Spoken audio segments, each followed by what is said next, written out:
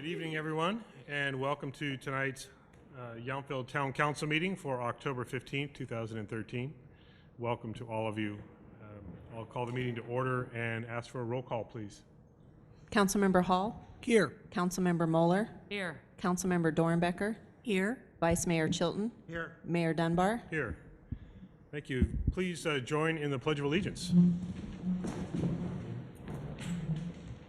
I pledge allegiance to the flag of the United States of America and to the republic for which it stands, one nation, under God, indivisible, with liberty and justice for all.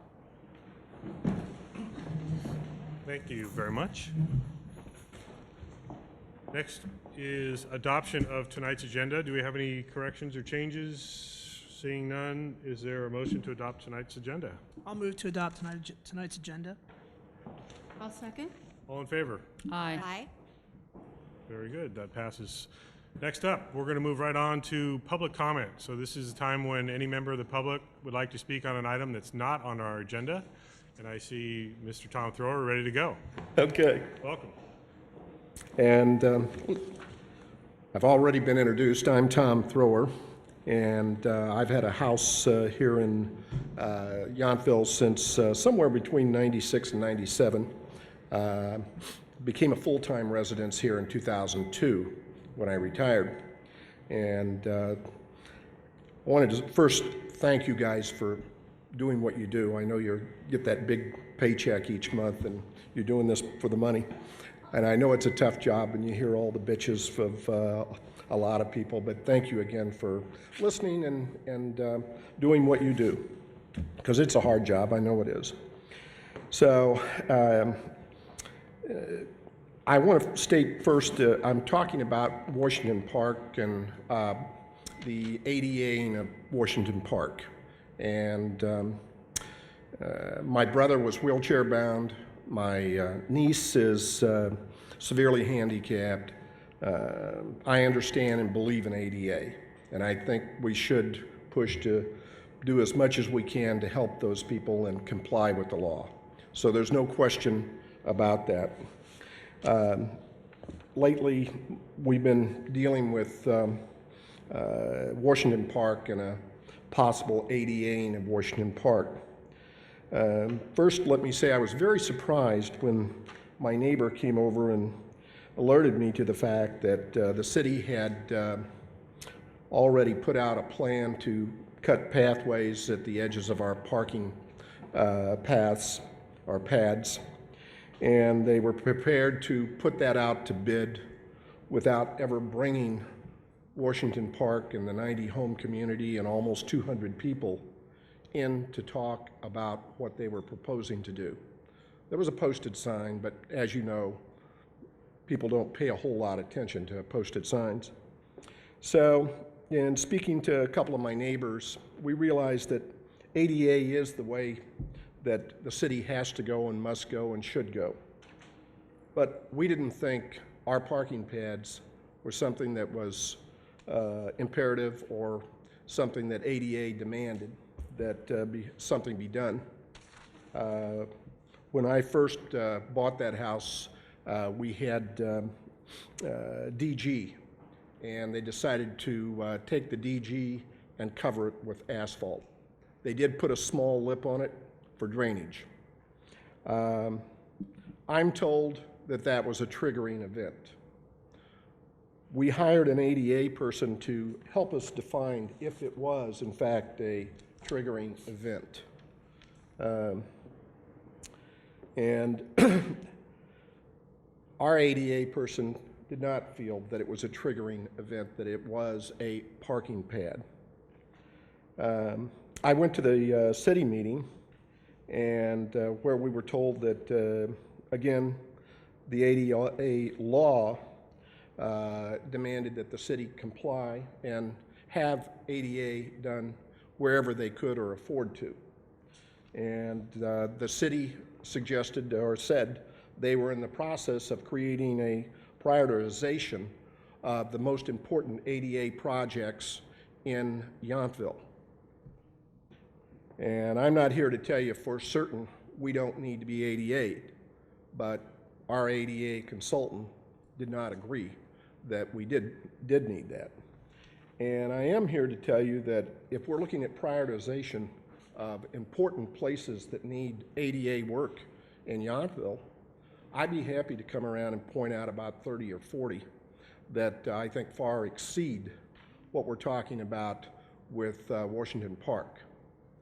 I'm told that the sidewalk in front of the French Laundry, or the garden at French Laundry, is private land, but it's public use. And thousands of people a month cross up and down through there, and the city has a certain amount of responsibility to make sure that those people are safe. If you navigate that at night, it's buckled, there are cracks everywhere, it's way too narrow. Same is true with Oak Circle, terrible. It's a mess, that sidewalk over there. I guess you could go, it's a patch that's poured, it's kind of across where the houses are. If anyone's ever walked through there, I always use the street. There's not enough traffic that you would ever need to do that, just like you do in Washington Park. There are other areas, and I'll only mention one more, is I was at the Yountville Days in the park, talking to one of you, and I looked out, and there's a little bridge area over the creek there that 4 cones were placed, 2 on the sidewalk, 2 in the ditch. There's about a 1.5 foot drop off if you tripped or fell, or you could be pretty seriously injured. But I also noted that immediately as the celebration was over, the cones were removed. Same amount of threat to anyone who would fall off or trip or not see that. There's a lot of parties that go on there every weekend. Needless to say, there's a little bit of wine drink. So at this point, I won't go on and on with this, but we're spending a lot of money with ADA for flyers, printing, so on. We're over $3,000 at this point. And the city has kind of left us in a spot where our ADA person has told us the clock is running, the city is dragging its heels. They're not telling us exactly anything other than you need to be ADA'd. And so we really don't have an answer to it. And we're going to continue to have to shove out money until we get something figured out here. I think from the environment of Washington Park, eliminating half the parking certainly would create somewhat of an environmental situation where the place wouldn't look the same. I come down Landy every day and look at the new section they put in with the sidewalks and the big red curb and think how atrocious it looks. We have a nice, quiet community. People are able to navigate easily. At this point, I'm not sure what's going on. I was told in the ADA meeting that a lot of times this is funded through government grants.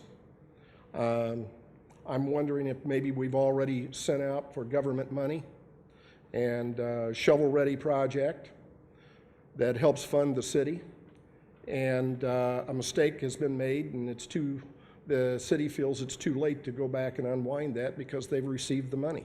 I don't know. We're not told a whole lot. As I said, we didn't even know this thing was going down. Had those pads been cut, the ADA cut where our parking pads are, we would now have something that actually would be a triggering event. We would now have sidewalks. We would now have people on those parking pads saying, cars are parked there, I rolled up in my wheelchair, I can't get through. So I'm hoping and pleading with you that we come to a resolve. I think all of us will live with whatever happens, but I'm hoping we can kind of keep our little quiet Washington Park the same beautiful and wonderful area that it is and not disrupt it too much. There has been a proposal by our ADA that possibly we could lower the edge of each driveway just a little bit to accommodate ADA so each household could have a little bit of a slanted area to get into, and that would accommodate ADA. but I don't know if it's financially feasible or if it's the best plan. But I'm hoping the city will work with us and try to make something come out of this where we're all happy. I appreciate your time, and you've never seen me at a meeting before. I hope I'm never one again. I'm leaving. I'm going to have a drink. Well, but Tom, before you go, Okay. I'm gonna ask our town manager, we're not really allowed to have any dialogue during public comment issues, Certainly. but I think Steve can give an update on the status of the ADA plan for Washington Park, and also maybe acknowledge that the day after Yountville Days, I think the drainage area you were referring to was already under construction for our new bicycle path extension area. So maybe if you could just clarify a couple of things without going into too much detail. I'd be happy to try to clarify. Let me first go to a few of the, one, the Washington Park ADA conversation is one that, when the town initiated that in response to last spring, to citizen concerns that were raised, when other citizen concerns came, I actually think it's a great illustration of how local government can work. The residents came forward and said, whoa, we're not sure we like this. The town staff and the town council listened, and we pulled the project. Everything related to Washington Park ADA was pulled. We shared that with everybody, why people continue to try to misrepresent that, and we said, let's take this out. Let's have a little more comprehensive study. And at that point, the town determined that we would be using a focus group approach to Washington Park, and that we were going to, again, slow down better evaluation of what the community neighborhood values, community values, and what some potential solutions could be. And I do understand you even suggested an expert. The town has utilized part of that expert as well. And the town has embarked on our third update of our ADA transition plan. The formal ADA transition plan is a guiding document for the town. And for those of you that aren't familiar, which is probably going to be most everybody that didn't come to the ADA transition plan workshop last week, but the ADA transition plan identifies the town is required to do a survey of our community, which is our facilities, town facilities, walkways, parkways, streets, and our services and programs. In fact, things such as this meeting for current compliance with current ADA standards. And I am not an ADA expert. It's a cottage industry, but there are ever-evolving standards. So in this process right now, the town has hired a consultant, which is both an engineering, a planning, and an accessibility expert, where they actually utilize people that are not us, people that actually have accessibility challenges to evaluate. So they're out looking at our whole community, including Washington Park, but more importantly, and I want to stress, the whole community. Now, the town will then take that document and look at all of those issues, potential range of projects, cost. That will become both a future CIP guidance and a budget allocation guidance. Then there will be some policy prioritizations that we look at, because you bring up some very positive facts. One, we do look at where's frequency, what's our prioritization, and we are going to have some legal determinations. The ADA expert, if you're referring to, is not a legal, and I'm going to refer to a legal person to make a legal decision. That's just our responsibility.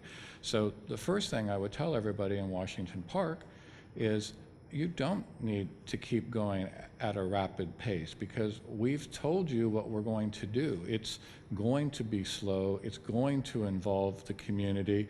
There'll be follow-up. When the ADA transition plan comes in front of the council in January or February, it will try to identify the issue. It will not identify a solution. It will not identify a funding allocation, and it won't say we're going to do this in the spring of 2014. But it will start the process.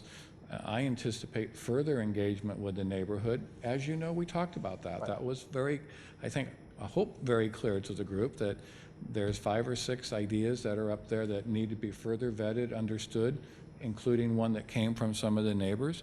We will do that. Then we will look at it.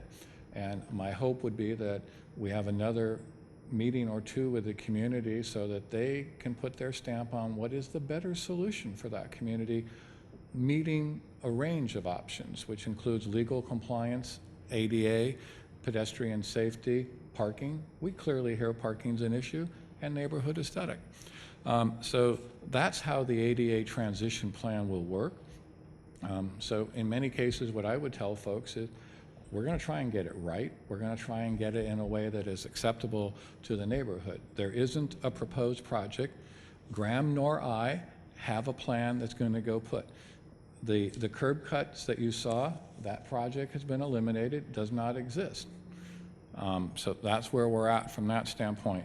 I do want, you mentioned a few things, and the mayor has alluded to, we actually have a current pedestrian and safe, a bicycle, pedestrian, ADA accessibility project under construction in Yountville Community Park in the same area that you just identified.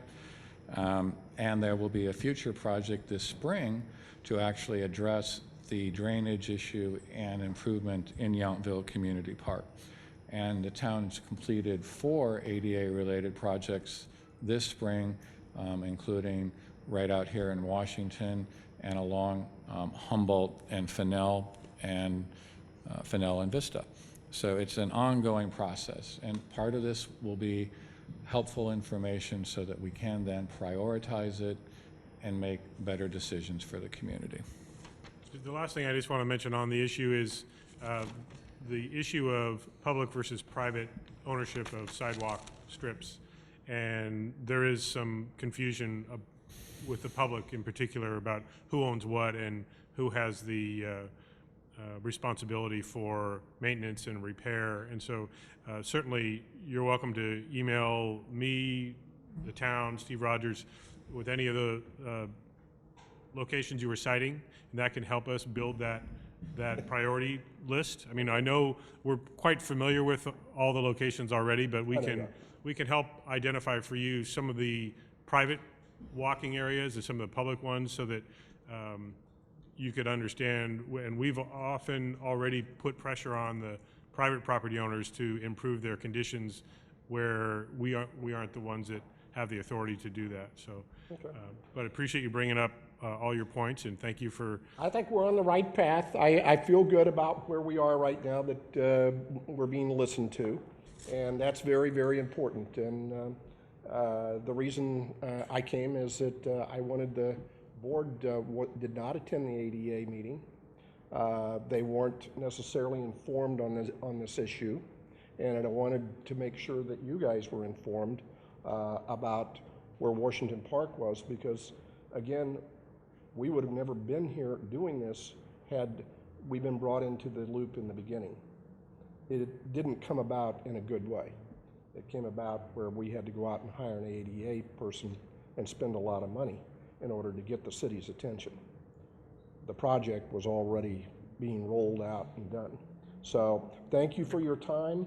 Steve, thank you for your help, and I'm looking forward to us finding a darn good solution that keeps everybody happy. Yeah, and just for one last point about that you just brought up, the council was asked to not attend that meeting so that it would be a direct dialogue with staff and the local residents. So we hope that happened. We certainly got a briefing, a thorough briefing after the meeting to know some of the issues that came up and the conversation. So Super. Well, thank you very, very much, John. Okay, thank you.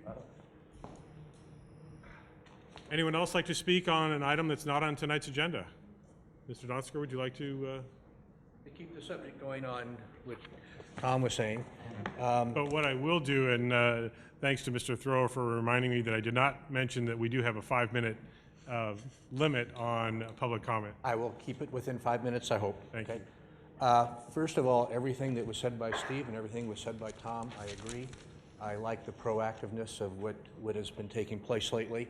It's a great change over how we felt that it started, okay? No, just thank you. The meeting on October 2nd or 3rd put chills down my back. The consultant had 15 chairs set up for the little meeting that was going to take place, and that 15 chairs went to 20 and 25 and 30 and 35, and I lost count at 40, okay? It was attended by people that were quite vocal, maybe a little bit too vocal at times, extremely opinionated, and I think fairly well educated, okay? There was a goal of the meeting, and that was to listen, okay? And I know that's what it was set up for. After the meeting, a lot of people felt that that was not necessarily the case. And I'm not saying that's anybody's fault. And what I want to do so that we can all learn, because there's going to be other meetings, is to go through some of the things that took place that caused people to get a little bit of frowns going, okay? And then we can all learn from them, okay? Because people were vocal and opinionated, when the meeting first started, right off the bat, somebody from the audience stood up and said, let's do a raise of hands. How many people in this room are here because they want to see either no change to Washington Park or changes accepting how we can have our friends with handicaps access Washington Park without losing our parking? And I don't remember the reason, but it was basically denied. It was shelved. It was not allowed to take place, and a lot of people said, why? We just, you know, because we think everybody's got the same opinion. Would have been wrong with taking 10 seconds to raise people's hands, okay? It didn't take place. Then went into the presentation by the ADA consultant, extremely good, okay? I think it formulated a lot of thoughts in people's minds in terms in gelving things together. Two of the and I have copies of this I'll give you afterwards. Two of the slides have to do with what Steve was talking about, and this was prioritizing, okay, what needs to be done, okay? In terms of sidewalks, it was state and local government number one, transportation facilities, commercial businesses, places of employment, residential was at the bottom, okay? We found that interesting because that says there's a lot of things that are higher in priority, okay? Second one was in terms of the prioritizing of which sidewalks, number one on the list was level of public use. And like we talked about, there's things on Washington Street that are 100 times more use than Washington Park. That made us feel pretty good. Graphic distribution, Washington Park's kind of over in a corner. It's not through traffic versus a lot of other places. So again, we looked at this and said, okay, maybe we can take it a little easy. Maybe Washington Park's not at the top of the priority. Later on in the meeting, the question came up, if this is the case, why was that quote already put out last March and bid, and the thousands of dollars spent by the town to put those drawings together to do all of that work in Washington Park? And the answer was sort of what Steve said, was it was pulled out. We know it was pulled out, but how did it get there in the first place if these are the priorities? And I don't think people felt that they were listened to in terms of getting that answered, okay? Then went on in the meeting, further in the presentation, I don't know if we heard the gasp or not, but when they got into the Washington Park, they showed some pictures of Washington Park. And at the end of the meeting, I had people come up to me and say, Bruce, there's people with Photoshop that are better at it than you are. There's not a car on the street, okay? How many people have seen Washington Park 3 blocks long without a single car? And it raised the question is, if this is in the ADA presentation that the lawyers are seeing, that the legal staff is seeing, that are showing no cars in Washington Park, what message is that giving them versus the message that we think that is really the case, and that is there are cars in Washington Park, and they do park on the parkways, but there are 3 pictures in that presentation, and there wasn't a car on the street. How did that take place? It's like a mindset that doesn't go along with what we were trying to get across, okay? Later on in the meeting was open for discussion in terms of everybody being able to list items that they felt were important one-on-one. And there's quite of an extensive list that was put together. I think from the audience there was a lot of discussion going on, that there were some things in there that one person said that 40 other people might have agreed with, and then there were other things that one person said that 40 other people might have disagreed with. In that regards, at the end of this, a couple of people have said, again, can we just raise hands and go through this list and see how many people are in favor of each item on this list? And again, we were denied that opportunity. So the town now has this list with no idea as to whether there's an item on that list that one person liked or 41 people liked. And we felt that was, again, a missed opportunity to communicate to get information that would have helped the town evaluate this list. Mr. Mayor, the 5 minutes is elapsed. Last item, a number of people came with presentations to give.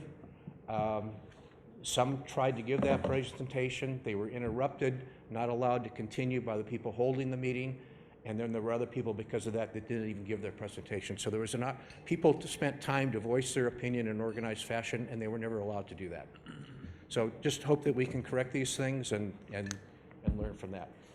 I appreciate your comments, and I think following up on what the town manager already said, the dialogue's continuing. That was the first meeting. I agree. Not the last meeting. I agree. So people will all have their opportunities to give their comments, and they also don't need to wait until there's an organized meeting.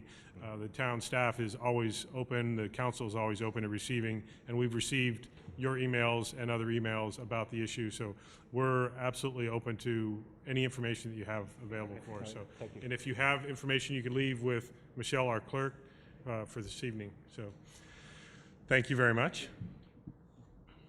Anyone else? We're still in public comment, so now would be the time if it's an item not on tonight's agenda. Welcome. Hi. My name is Mary Camarota, and I'm a longtime resident here in Yountville. I've lived here for most of my life.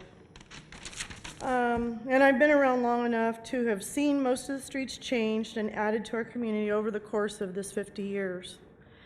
I should start by saying I'm not a proponent of making any changes to our parking curbs in Washington Park. There are many streets and walkways in the areas of Yountville that are in dire need of replacement. And as a longtime resident here in this town, I would like to see the focus on replacing our ailing and aging walkways a priority before there's any new projects started. I feel that our town's resources and our tax dollars can be better spent by focusing on and addressing these walkway hazards, which may result in town's liability. I would like to think the liability of injury is greater in these areas and therefore should be addressed before any further discussions ensue about our beautiful and rather new Washington Park. To better illustrate this point, I walked our neighborhoods in an effort to better understand what needs to be addressed and how the priorities should be delineated. And it is in my opinion that there are many areas in town which are in more desperate need of attention. To prevent and minimize injury while traversing our streets and walkways, these areas need to be replaced. I challenge the town council to do the same and to not depend upon these consultants or others, and to depend on their own opinions, which should be formed based on their own experiences, just as mine. I'd like to present these copies that I've made, which I'll do later. And basically what I did is I walked around to different random sampling of different areas of town, and I broken it down into groupings. First, I walked Washington and Yount streets, and some of the photos I took were in front of the school, the town hall, Bistro Gentil, Whistle Stop, in front of our town center, our visitor center. And what I noted in a lot of areas, there was red spray paint that's used to accentuate the tripping hazards or unevenness of walkways. I've noticed this for many years. As I said, I've lived here all my life. There's red spray paint in hundreds of different locations. Months or even years later, finally being ground down, these protrusions in the walkways, these eventual tripping hazards, but in my view, they're never completely or thoroughly fixed. The same issues continue to arise, red paint applied, and the remedial work done, and later a repeat of the same issue. And this is throughout our town. There's another grouping of photos in front of Washington Street, across from the French Laundry, and up onto Vintage Inn and in V Marketplace. And I know you guys have said that these are private walkways, but as a person in the construction industry, I know that there's an easement, and I know that you guys could go ahead and put walkways, because all the visitors and residents here in Yountville use those streets. And if it's a trip, whether it's on a private location or not, it's in the town of Yountville, and we do have to take some ownership of those areas. Another area was Mulberry Street. So in the areas of Mulberry Street, there's hundreds of those red things, and I've taken photos of those too. Oak Circle and the Vintage Owners Development, again, I noted many tripping hazards, uneven and broken pavements, decomposing walkways, treacherously street curbing, extremely narrow walkways due to plant overgrowth, parked cars, and all of this is pictured in some of these photos that I took. So if you guys took the same walk that I did, you'd see how there's no way any of this could be ADA compliant.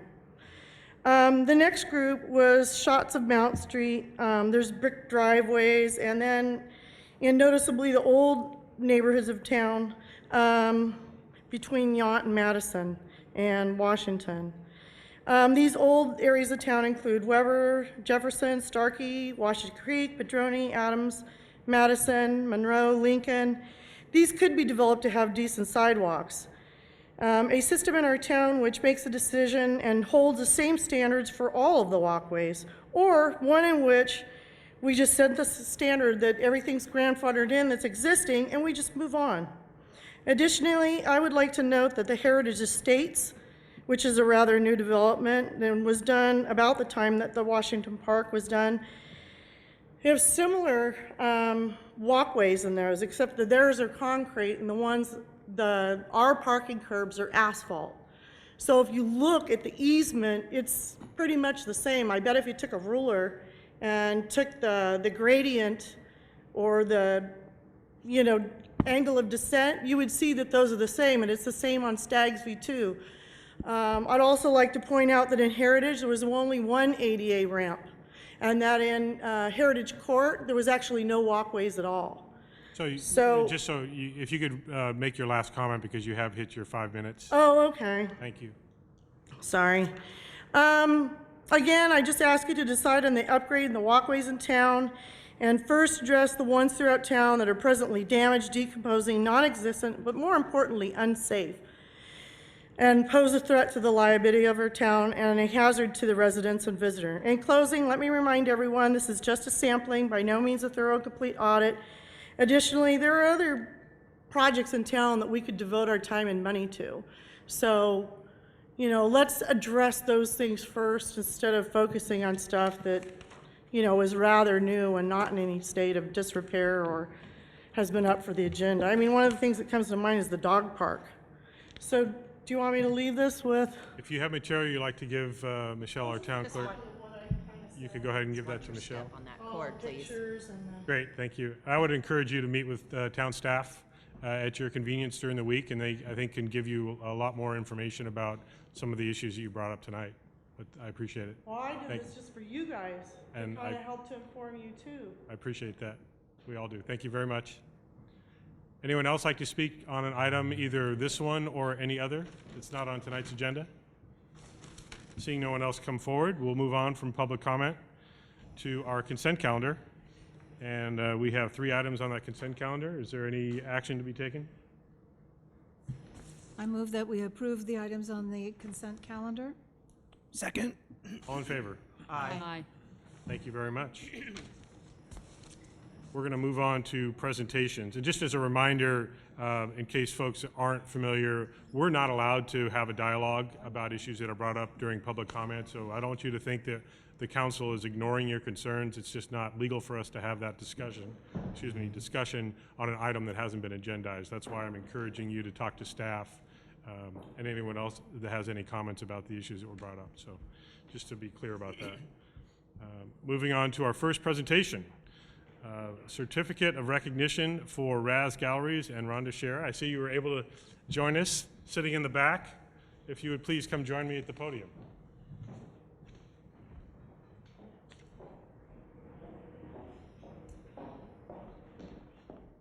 This podium. I'm trying to make it easier on you.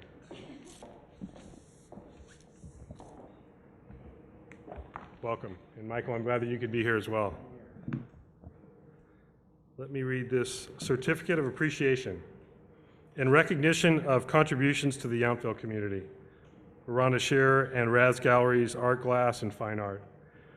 Raz Galleries Art Glass and Fine Art has been a fixture in the Yountville community and the Napa Valley art scene for over 23 years, since its opening in the fall of 1990 by its owner, Rhonda Scher, who brings her personal passion for American artists specializing in art glass.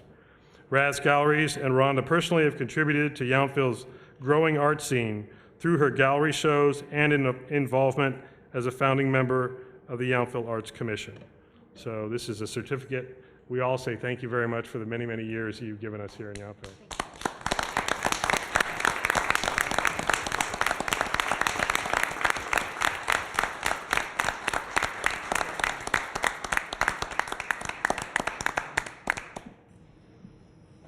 You're very welcome.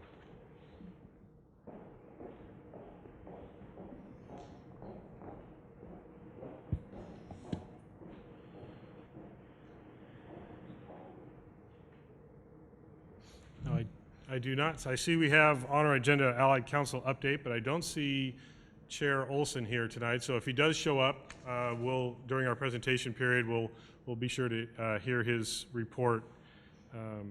But just very briefly, I know that several members of the council were at the most recent Allied Council meeting, at which Stan Jones, who is a Yountville resident, has been named the interim administrator at the Veterans Home. So we welcome Stan to that position.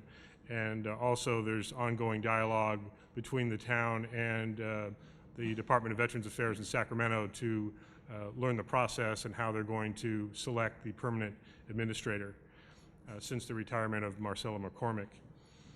So we'll move right on then to our next presentation, which is a CAL FIRE Public Safety Quarterly Report. And we have our Battalion Chief, Steve Hawks, here. Welcome. Good evening. Thank you for having me here tonight. I am Steve Hawks, Battalion Chief for the Yountville Battalion for CAL FIRE and Napa County Fire Department. We'll run through the statistics for the last quarter. We had 342 calls. Approximately, I think it was 72% of those calls were medical emergencies, and that's typical for any fire department throughout the country, that most of our call volume is centered around medical emergencies. We did see a slight increase in our structure fire and vehicle accident response compared to this time last year.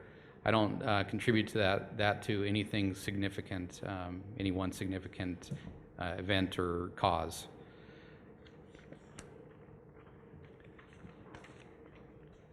We got off, our wildland fire season got off to a really fast start and an early start this year in May due to the really low rains that we had last winter.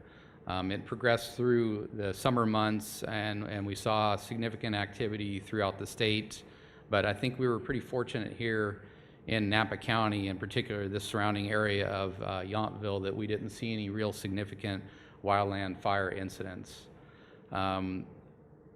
As we wind down fire season heading through October here, I'd still urge all residents to be very careful. We had a 2.5 acre fire this past Saturday on Atlas Peak Road, so there's still some fire danger out there. And until we get a couple inches of rain and close fire season, I urge you to be diligent in your fire safety and continue to maintain good defensible space around your structures. But with the fire season coming to a close, that increases the potential for structure fires as we head into the winter months, and also more vehicle accidents with wet roads out there. So please be careful. Again, going into the winter months here, people are going to start having more fires in their fireplaces in their homes, and with that is a lot of chimney fires start up. So I urge you to clean out the flues of your chimneys and do your due diligence to protect your home inside and out. Also, as you clean out your fireplaces, we really want to make sure that you do it properly. A lot of folks clean their ashes out, put them in like a plastic container, and they may put it out on a wood deck or right into the trash can, and that leads to additional structure fires. So it's best to put your ashes into a metal container and put it out in an area that's not going to lead to another fire, and even douse them with water and let them cool down prior to disposal.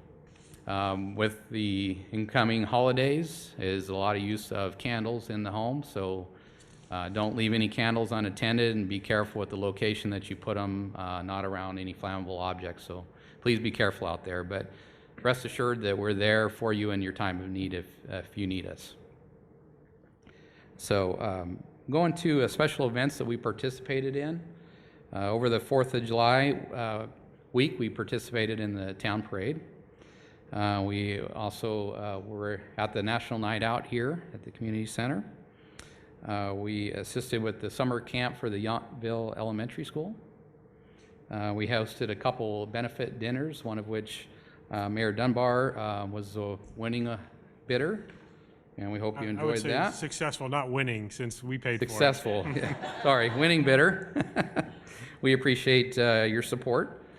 We had a Fill the Boot here in town. We raised a little over $3,000 for muscular dystrophy.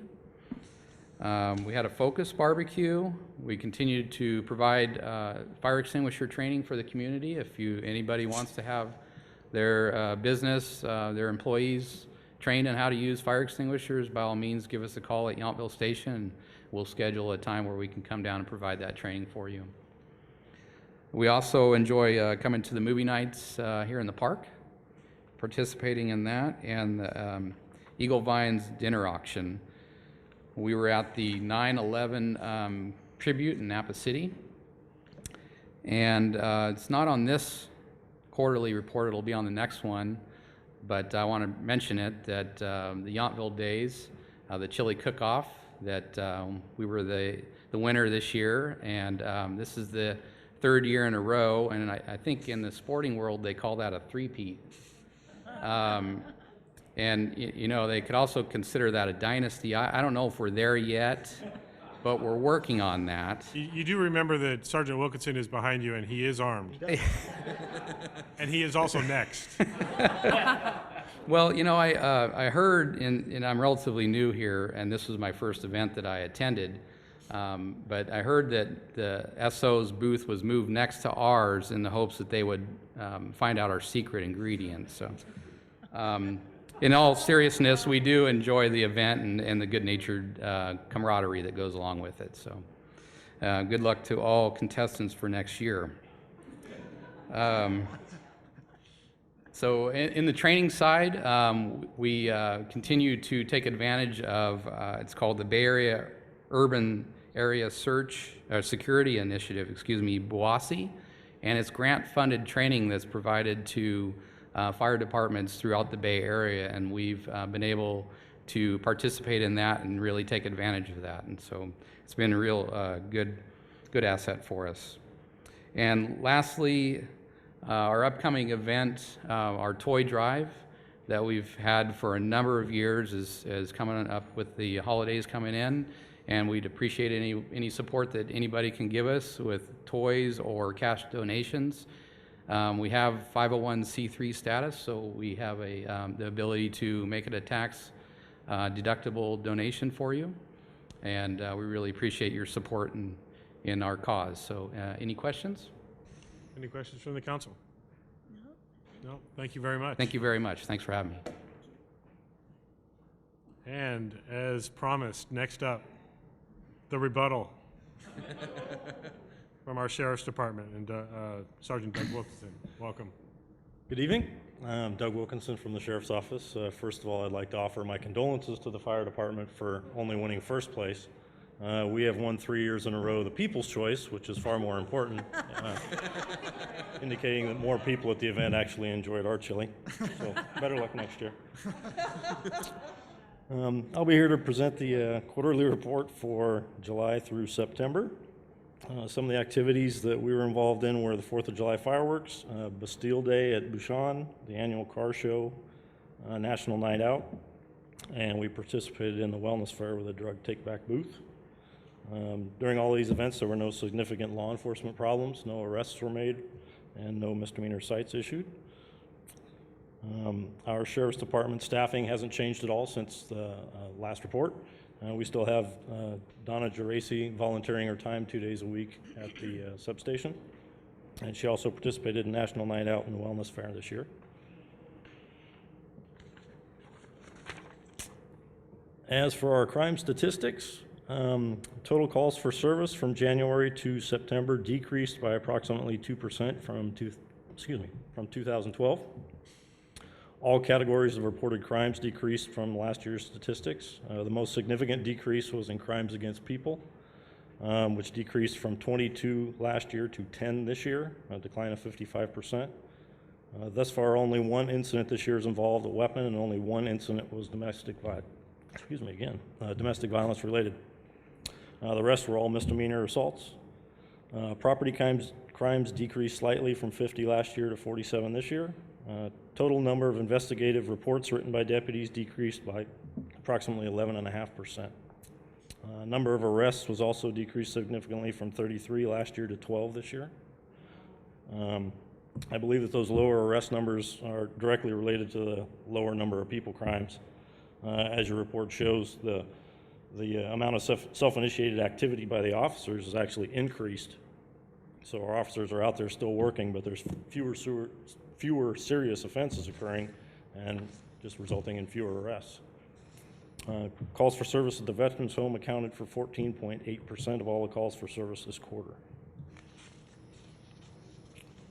Regarding traffic enforcement and collisions, last quarter officers issued 141 citations. The total number of citations issued this year is 350 compared to 342 up to this point in 2012. We did see an increase in traffic collisions during July and August with a total of 9 collisions this quarter. To kind of break those down a little bit, 3 of those involved minor injuries. There were no fatalities. The accident total for the year is similar to last year with 13 last year, 14 this year. So it was just a couple of months that were busier than normal. In reviewing the accidents, there was no unusual patterns or causes. 4 of them occurred on Highway 29 at Madison, most likely just due to increased traffic for summer traffic. 2 were unoccupied parked cars and were unwitnessed.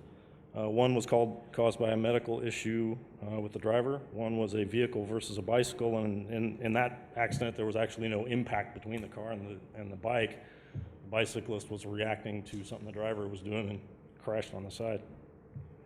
And then there was 1 vehicle into an electrical pole, which was due to inattention. So other than the area of Highway 29 in Madison, there was really no identifiable problem areas or particular spots. They were scattered all over town, so no particular pattern was noted. There were no vehicle abatements.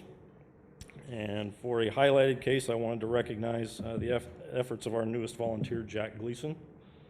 During the months of August and September, Jack volunteered 59.5 hours of his time and wrote 43 parking citations.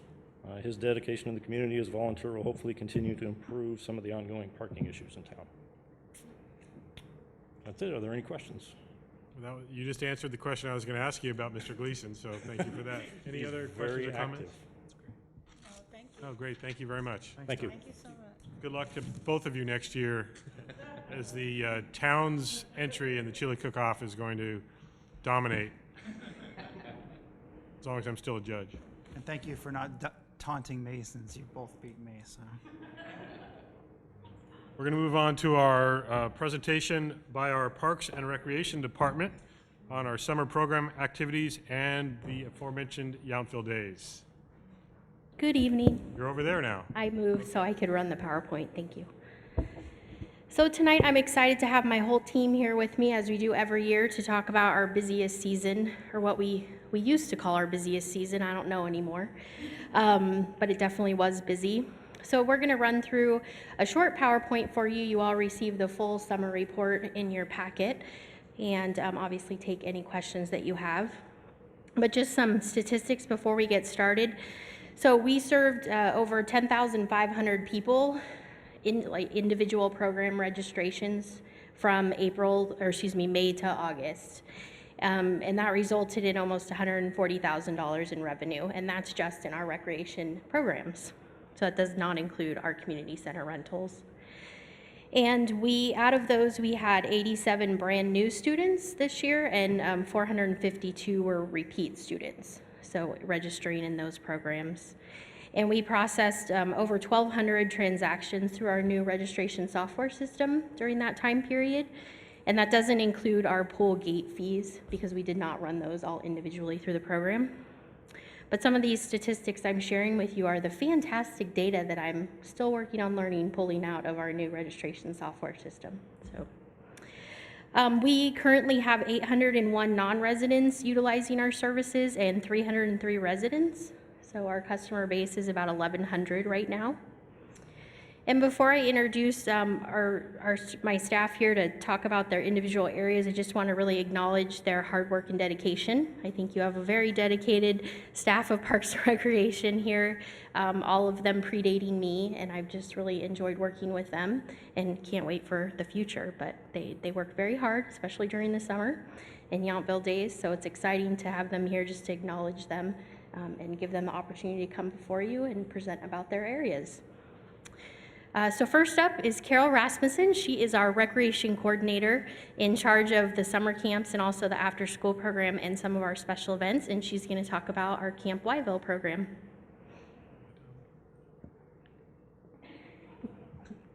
Hello, Mayor Dunbar and council members. I am excited to be here to tell you about our summer camp. We, every year we have a different theme, and this year we went to the jungle. So we use a jungle theme, and we transformed our room into a jungle craziness. We had giraffes, we had an anaconda running across the ceiling. It was great. We had so much fun. So we had 444 registrations for summer camp, and which averaged about 55 campers each week, which was really exciting. We, let's see, you can see we did a lot of fun arts and crafts there. Okay, so budget, that's always really important, and this is exciting because we did 101% cost recovery. Huge. Love it. This is great. I know our goal is not always the money we make, but it's an exciting part of it. Yes. All right. So we went on 7 field trips this year. We went back to the San Francisco Zoo, which was really fun. That's always a huge hit. One thing we tried new this year is we went to Spring Lake in Santa Rosa. I don't know if any of you have ever been there before, but we went up there. We were the only ones there for about 3 hours. It was so fun. And the kids got a chance to play in the lake, and we barbecued hamburgers and hot dogs. It was great.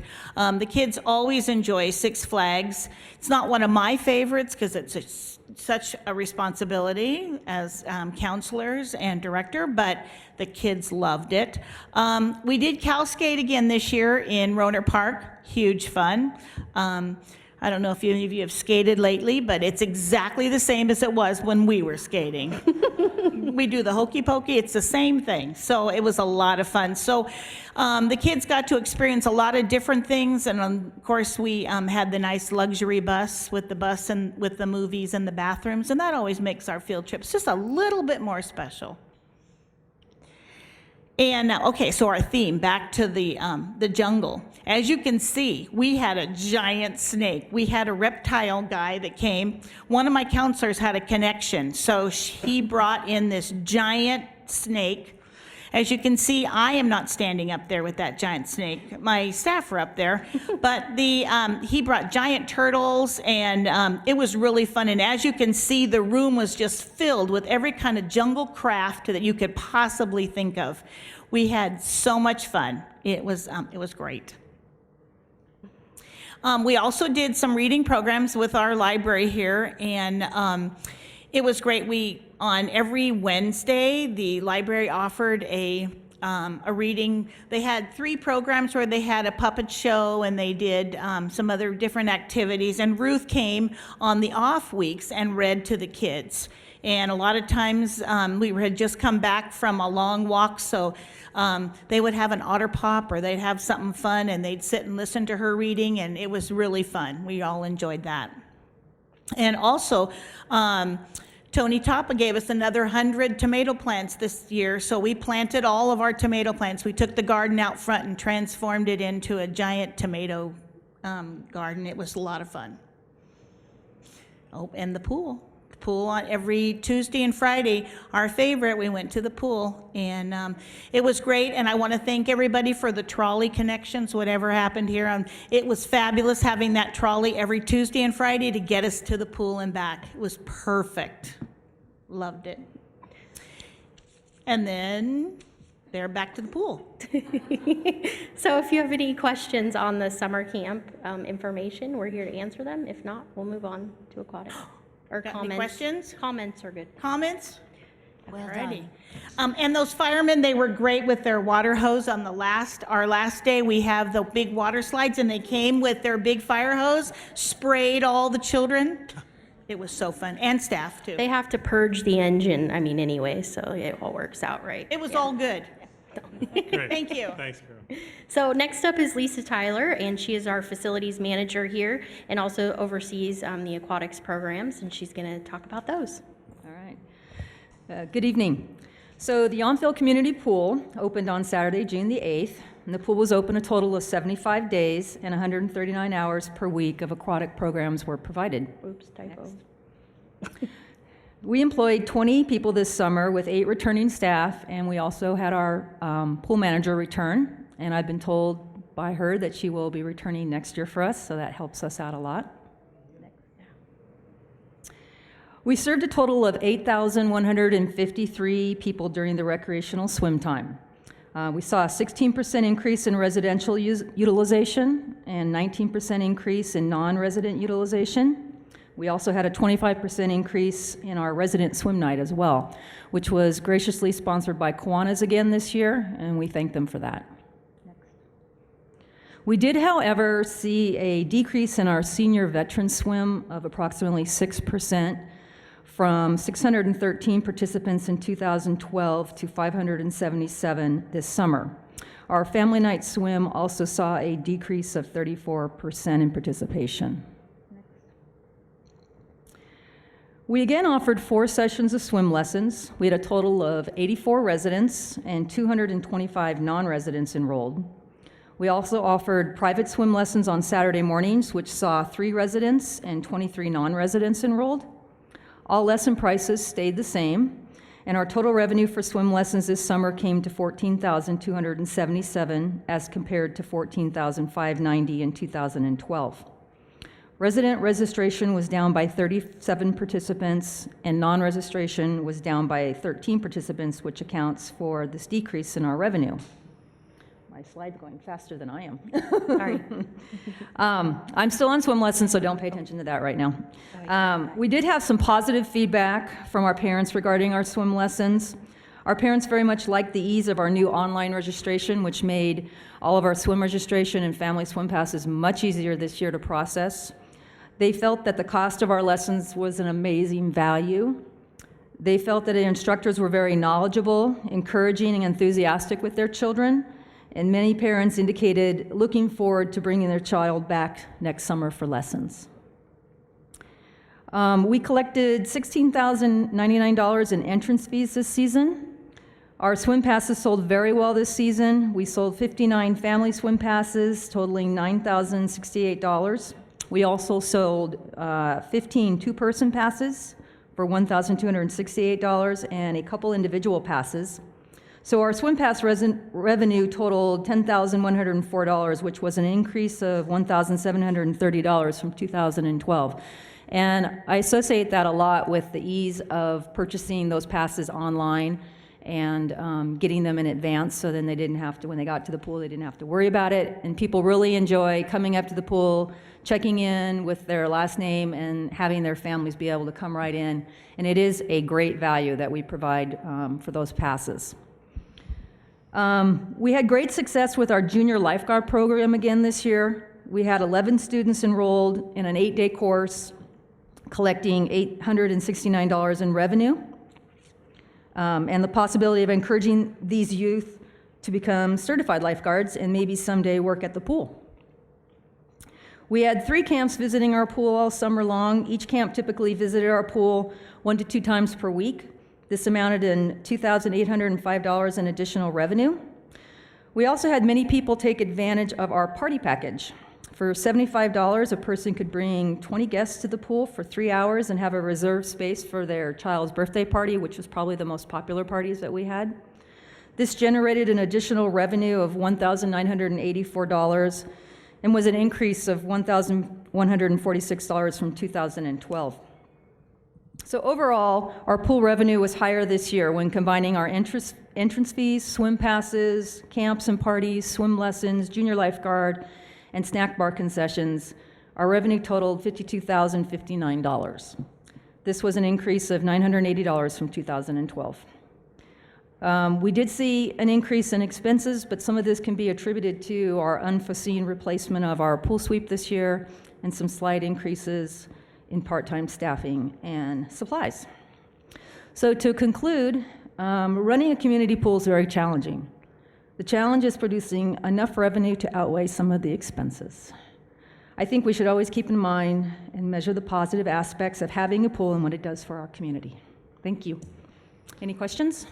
Questions? I do have one question. You mentioned the value that we're giving, especially with the families. What kind of feedback, now that we have a few years of real data, and we all very much appreciate the real data that we're getting now, are you getting feedback on rate, as we've adjusted fees for resident and non-resident? Have you been getting feedback on whether that's keeping people away, encouraging people to buy passes as opposed to day passes or things like that? I think it's keeping people staying put.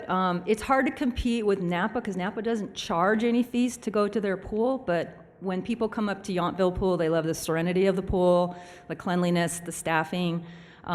In regards to swim lessons, we're right in line with all the other pools for pricing, and we do take a lot of people come from Napa and take our swim lessons because they really love our instructors and how our classes are outlined.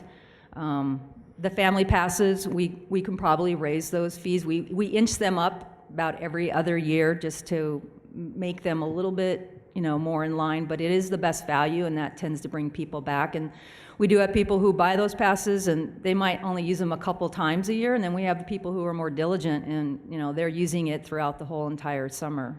But I feel pricing-wise, we're all in line, especially with our entrance fees right now. I think they're not too out of the ordinary, especially when you compare it to other places people could go. Any thoughts on that decrease in the senior and veteran use, or did you say also the nighttime? The family swim night on Sunday nights was a decrease, and I'm not quite sure why. We had some really nice summer nights this year, and sometimes like the year before we had some chillier nights with the wind kicking up, but I'm not quite sure why family nights and that allows the family people with passes to come only for them, and that's something that kind of helps promote the family pass. So with the senior and veteran swim, we had great mornings, really nice mornings, but they tend to come a little later in the morning. So maybe next year, I don't know, we're thinking of some different things that we might want to do, and maybe try to bring back our lap swim again. It's a program that we tried to have a couple years in a row, and it didn't fan out, but maybe try to bring back senior adult lap swim in the morning with the veteran swim. So we're using the pool to a little bit more for our advantage, and actually selling a pass so the adults, not children, can come and lap swim, because the veterans don't take up typically all the lanes of the pool anyways. So that way we're utilizing that and offering another way to bring in some revenue, since we do not charge for senior veteran swim from 10 to 12 for the mornings. Mayor? Okay, questions? Councilmember Moeller? Yeah, I just have a question. Can you give us some information, if you have it, on the cost recovery? And the reason I'm asking is because I think it's important for all of our residents in town to know that, as you're probably going to tell us, that this is something that is subsidized. So do you have that information? We recover approximately 38% of the cost of operation of the pool. Okay, so thanks. it's approaching a 70% subsidy. Yeah, Okay, thanks. and that equates to about a $70,000 to $75,000 subsidy. Any other questions? Oh, great, thank you very much. Thank you. Thanks, Lisa. So next up is Jen Carvalho, and she's our recreation supervisor here, and she oversees all of the classes that go on here at the community center, including our specialty camps and also special events. And so Jen is going to specifically talk about our specialty camps. Welcome. Good evening, Mayor Dunbar and Council. Thank you for having us. Specialty camps are kind of an off branch of our traditional camps, giving the children specific areas that they might want to learn a different sport or increase their talents in such as engineering with Legos or basketball or baseball. We were really pleased this year to continue our relationship with Surfer Math. We expanded those programs by offering 4 camps this year. Last year we offered 3 of them with them, and this year those revenues brought in close to $4,000 just with the Lego camp alone. As you can see, by adding the sports addition to our specialty camps, they helped increase our participation as well as revenue with the specific sports camp. We are continuing those relationships with the National Academy of Athletics. They're a new group that's formed based out of the Santa Rosa area over there, and Aaron Locks is a gentleman who is really focused on inspiring children to know that they can reach a higher potential in their athletic ability while having fun. I met him at a training. He does a training for our coaches for our basketball league, and we've been getting our coaches and our volunteers trained in our sports programs, and he was a true inspiration that day, and again, we're really grateful to have that relationship. We also attended their annual midsummer meeting as a recreation department to help influence their program and let them know how the recreation side of it depends on them, and working together can increase the children's abilities as well as give the recreation departments a better idea of where we can enhance our students as well as they can enhance their recreation side of their athletic minds. So basically we were telling them where we need to have that fun, but we also need to reach deeper to figure out how to get these kids to increase their skills. So with that, we increased again these camps and had a great time doing it, and we were up by $8,612. So as you've read in your report, we're pretty excited about that. Moving on to special events and excursions, we were able to offer 2 Giants games this year. The Giants games were also very popular. We tried an A's game. Unfortunately, even though the A's did better this season, it's all about the orange and black. Not all. Come on now. Talk about my A's. Okay. And with those, we were very successful. We had those programs where we were able to serve 39 residents and 32 non-residents with 4 excursions totaling 79 people served. We had also movie nights. We were able to increase the movie night participation. We offered a 3-level program this year. We had Alvarez, Glassman, and Collin Law Firm, Cook Orthodontics, and Kiwanis Club. So thank you very much. Our town attorney company was able to help us there. Thank you very much. We also had the supporting actor for 500 and the matinee level, so with V-Market, Napa Valley Film Festival, and Hotel Yountville. I think offering those different type of levels, and the PTA just recently came in with one too, so they came in after this report was given out, but it's nice to have those different levels so that people can decide what level their company can put into their budget to help support those programs, because movie nights have been a big hit and they continue to increase. Our camp out night, we ended up having 400 people there throughout the evening, and I believe 60 people stayed overnight. So we had breakfast burritos again. We had the breakfast burrito train there with Carol and her staff in the morning. It's a nice surprise in the morning for the residents to come wake up to a breakfast burrito. So with the excursions, the other thing I just wanted to say is it's such a great thing having the town van for many reasons. One in particular, if we don't meet the quota of being able to offer budget purposes to keep the bigger vehicles, as town staff, we're able to drive them and not disappoint the residents, and having that ability is really great. Even if we veer off the road a little, they still enjoy. I say that because we recently, they were so kind. We were headed toward the old Exploratorium, and we headed back down to the new Exploratorium that was on the pier there, and they were just gracious enough to enjoy the ride with me. So it was great going over the new bridge as well. The van also helps us get these children to and from the camps. during timely fashions when Carol's Camp needs to get somewhere, or just plain simply just too hot for the kids to walk too far, because we did have a couple of hot summer days. So with that, if you have any questions, I'm available. But Any questions? No, thank you. all Had a righty, great report. thank you so much. So next up is Stacy Nunley. She is our administrative assistant here, and she keeps us all running.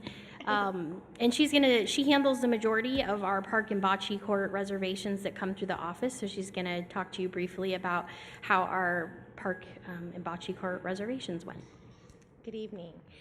So as you can see, last year we did $8,696, and this year we are up by about $703. We have about 12 more residents. I can't add today. So we had more residents this year than we did last year, and we add more non-residents. We did increase our fees in July slightly for both residents and non-residents. So we're doing really good. Everybody loves our parks. They say they're beautiful, and we're very, very inexpensive for our park rentals, to Napa. So we are doing extremely well. We had 26 more non-residents this year, and we had 11 more residents. So we're doing very well. Is there any questions? Any questions? All right. No, just keep up the good work. Thank you very much. So thanks again, you guys. Good job. So if you have any other questions about our summer report, I'm always available. You have a lot more data in your packet if you have any questions reviewing that or comments that you want to send. So quickly, I just wanted to talk about Yountville Days. Hang on. If everyone's ready for that. Yeah, okay.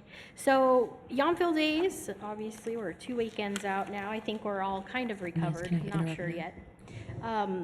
But we saw over the course of the weekend about 2,400 people, movie night, chili cook-off, and parade and festival. Our movie night was Wreck-It Ralph, sponsored by Cook Orthodontics, and PTA was there with the food sales that night to raise funds for their efforts. The chili cook-off, we had 9 teams compete. We already talked about the winners. They got here before me. We had about 220 people there tasting chili that actually purchased wristbands, but I would estimate about 500 people came that day, but it was a lot of fun. On Sunday, the parade and festival, we had 34 entries in the parade. We estimated that was about 360 people in total with all of the groups that came. We had some new entries this year, which was very exciting. The Mexican Charros, which they have the brass band and the horses. They're very exciting to watch. And then the Yountville Mini Cooper Club, thanks to Lewis. That was really fun. At the park, we had enhanced our kids' activities, and we had Wonder Bread 5 this year, which brought a very large crowd. I checked in with our nonprofits who run the food booths. They all seemed very happy with their sales that day, all but one selling out. And it's an exciting weekend, but we definitely could not do it without all of our volunteers and our staff. So in typing up our thank yous, we're well over 100 staff and volunteers that help with that weekend of events.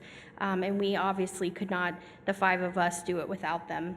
And obviously our public works staff are integral in that, as well as our part-time staff. So if you're out at events, you most likely see some of our part-time staff, and I feel like we're very lucky. We have some superstars on staff right now that really pulled through for us. We also have 6 local nonprofit partners that weekend, whether they were selling food or also raising money through beer and wine sales. And we had 30 local businesses that were working with us, either as sponsors or have made donations towards raffle prizes. And so sometimes I think it's, our job to make sure the public comes and really enjoys that weekend and doesn't think too much about what goes on behind the scenes. But this is my chance to really make sure to really just bring a lot of attention to the hard work that my staff and our department puts into that weekend. And it's an incredible amount of work. And our goal is that people come and, like I said, don't even know that things might be hiccuping behind the scenes. But it's a huge weekend for Yountville, and obviously 36 years later, it's something that's very ingrained and very important to this community, the locals in this community, and we love doing it, and I just appreciate all of your hard work very much. and obviously all of the town staff that really pulled together to make that happen. So, any questions about Yountville Days? I did just want to say thank you for having an abundance of candy for us in the balloon basket this year. Thanks to Jen. We did not have to worry about running out at the end. One thing I've been noticing over the years of us participating in that parade is now so many more businesses have their people coming out of the restaurants and out onto the street front and participating and taking photos and calling for candy and waving and everything. It seems to really have caught on with even the visitors that are in town just enjoying. So Definitely. Yeah. it's really been a lot of fun. And the band was great because they really engaged the community and had the kids up on the stage all afternoon. So that was fun. That was pretty fun as well. Any other questions or comments about any of that? Well done, all of you. Thank you. Thank you, Marina. Yes, thank you all. Thanks very much. And feel free to come to any of our meetings, whether you have reports to give or not. Vice Mayor, yeah. Samantha, are you done? I am. Okay. Well, I was going to say, Do you I want want me to to make go two comments, one of which is you've mentioned it several times, the online registration, which I'm sure that my family is a big part of, has been fantastic. And I just want to highlight the fact that two things, one of which all of these programs are essential, in my view, to keeping Yountville, as I like to say, real, as a real town, as a livable town, as a town that people are willing to spend, honestly, extra money to live in with their families. So I think it's great. And we have so many of these programs that are for kids. I have 2 kids, but we honestly don't have that many kids in town. We have more than most people think, but it's not like it's a huge, huge number. And the support of the school, the summer programs, our school always depend on people bringing their children up to Napa to go to our school. If we don't have that, that school does not exist. And these programs are absolutely essential to attracting those people voluntarily. So thank you, all of you all for doing that. Thank you. An extension of that, it was not in the report here, but the Wellness Day and Kids Fair. And thanks to not only your entire team, but also Yountville Kiwanis for stepping up and talking about number of kids around. I mean, they were all over the place on Saturday We had a good for the turnout. Wellness Fair, and it is part of what being a small town and local community is about. So that was also a lot of fun. Thank you. Any other comments from council, or we'll move on? Yes, Michelle? I do have one comment, Mayor. There is an associated staff report that goes with this item that I didn't get uploaded into iLegislate, and I will forward to you under separate email. And if you have any questions, we can talk about, you can let the town manager or I know, we can bring it back at the next council meeting. They did cover a lot of the information, the tables and numbers that are in the report, but I don't want the report to go unnoticed and read with all the hard work that was put into that. It was in Dropbox, though. It did come through on Dropbox, I noticed. Did it? Yes. Okay. And that's, of course, that'll be available on our Yes. Town of Yountville website Yes, as well also. for anyone to check out. Absolutely. Okay, great, thank you. Thank you. Thanks again. We're going to move on now to our public hearing for tonight. We'll let Samantha get back to the other side of the room. Our public hearing, Yountville Municipal Code, introduction and first reading, amending the code as it pertains to, let's see, maintaining consistency with state statutes pertaining to child care and residential care facilities. Start with a staff report. Thank you. Purpose of this ordinance is to amend the residential sections of the zoning ordinance to comply with state mandates contained in the State Health and Safety Code pertaining to child care. Some years ago, the California State Legislature adopted, in recognition of the growing need for child care, adopted provisions in the Health and Safety Code that reduced the regulatory burden at the local level for providers of child care. The old rules that are reflected in our zoning ordinance have a residential child care in the home at 6 or less children as a by right activity. And then beyond that, it was child care that required a use permit in a larger facility. The current provisions in the Health and Safety Code now contain 3 categories: small family child care home, large family child care home, and a child care center. And I'll go through those. What's proposed in this ordinance is to bring our residential zones in alignment with these definitions and these provisions. The small family child care home is a provision of child care in a residence where the owner lives, is required to live at the residence, and it's for 8 or less children now. The large family child care home is up to 14, between 8 or 9 and 14 children. Beyond that, it's a child care center, and those include such things as nursery schools, daycare centers, preschools, infant centers. And those, the regulatory restrictions, again, for the small child care is a by right activity. The large family child care home has 3 options that are available locally. One is to adopt it as a by right activity. The second is to have it as reviewed by the zoning administrator, which would, in our case, be the planning director. And then the third would be to offer up a hearing and notify residents surrounding the location 100 feet and notify them that this activity is proposed. It's a 10-day notice. And a hearing is only held when requested. And the hearing is not before the town council, but before the zoning administrator. In that hearing, the zoning administrator can only consider 4 items. One is density or distance between such homes, noise, traffic, and parking. So, and then the last category is the larger, where it's a child care center beyond 14 children. That is a use permit and remains a use permit under the proposed scheme.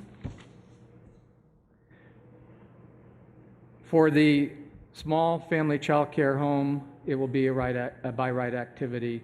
Staff is recommending amending our ordinance for the large family child care home to provide the notice to the surrounding neighborhood within 100 feet and offer up a hearing by request. And then again, we would be restricted to those 4 criteria for evaluating. The definition has been amended to include the requirement for 2 off-street parking spaces at the proposed large family child care home, as well as a separation of 300 feet between such uses.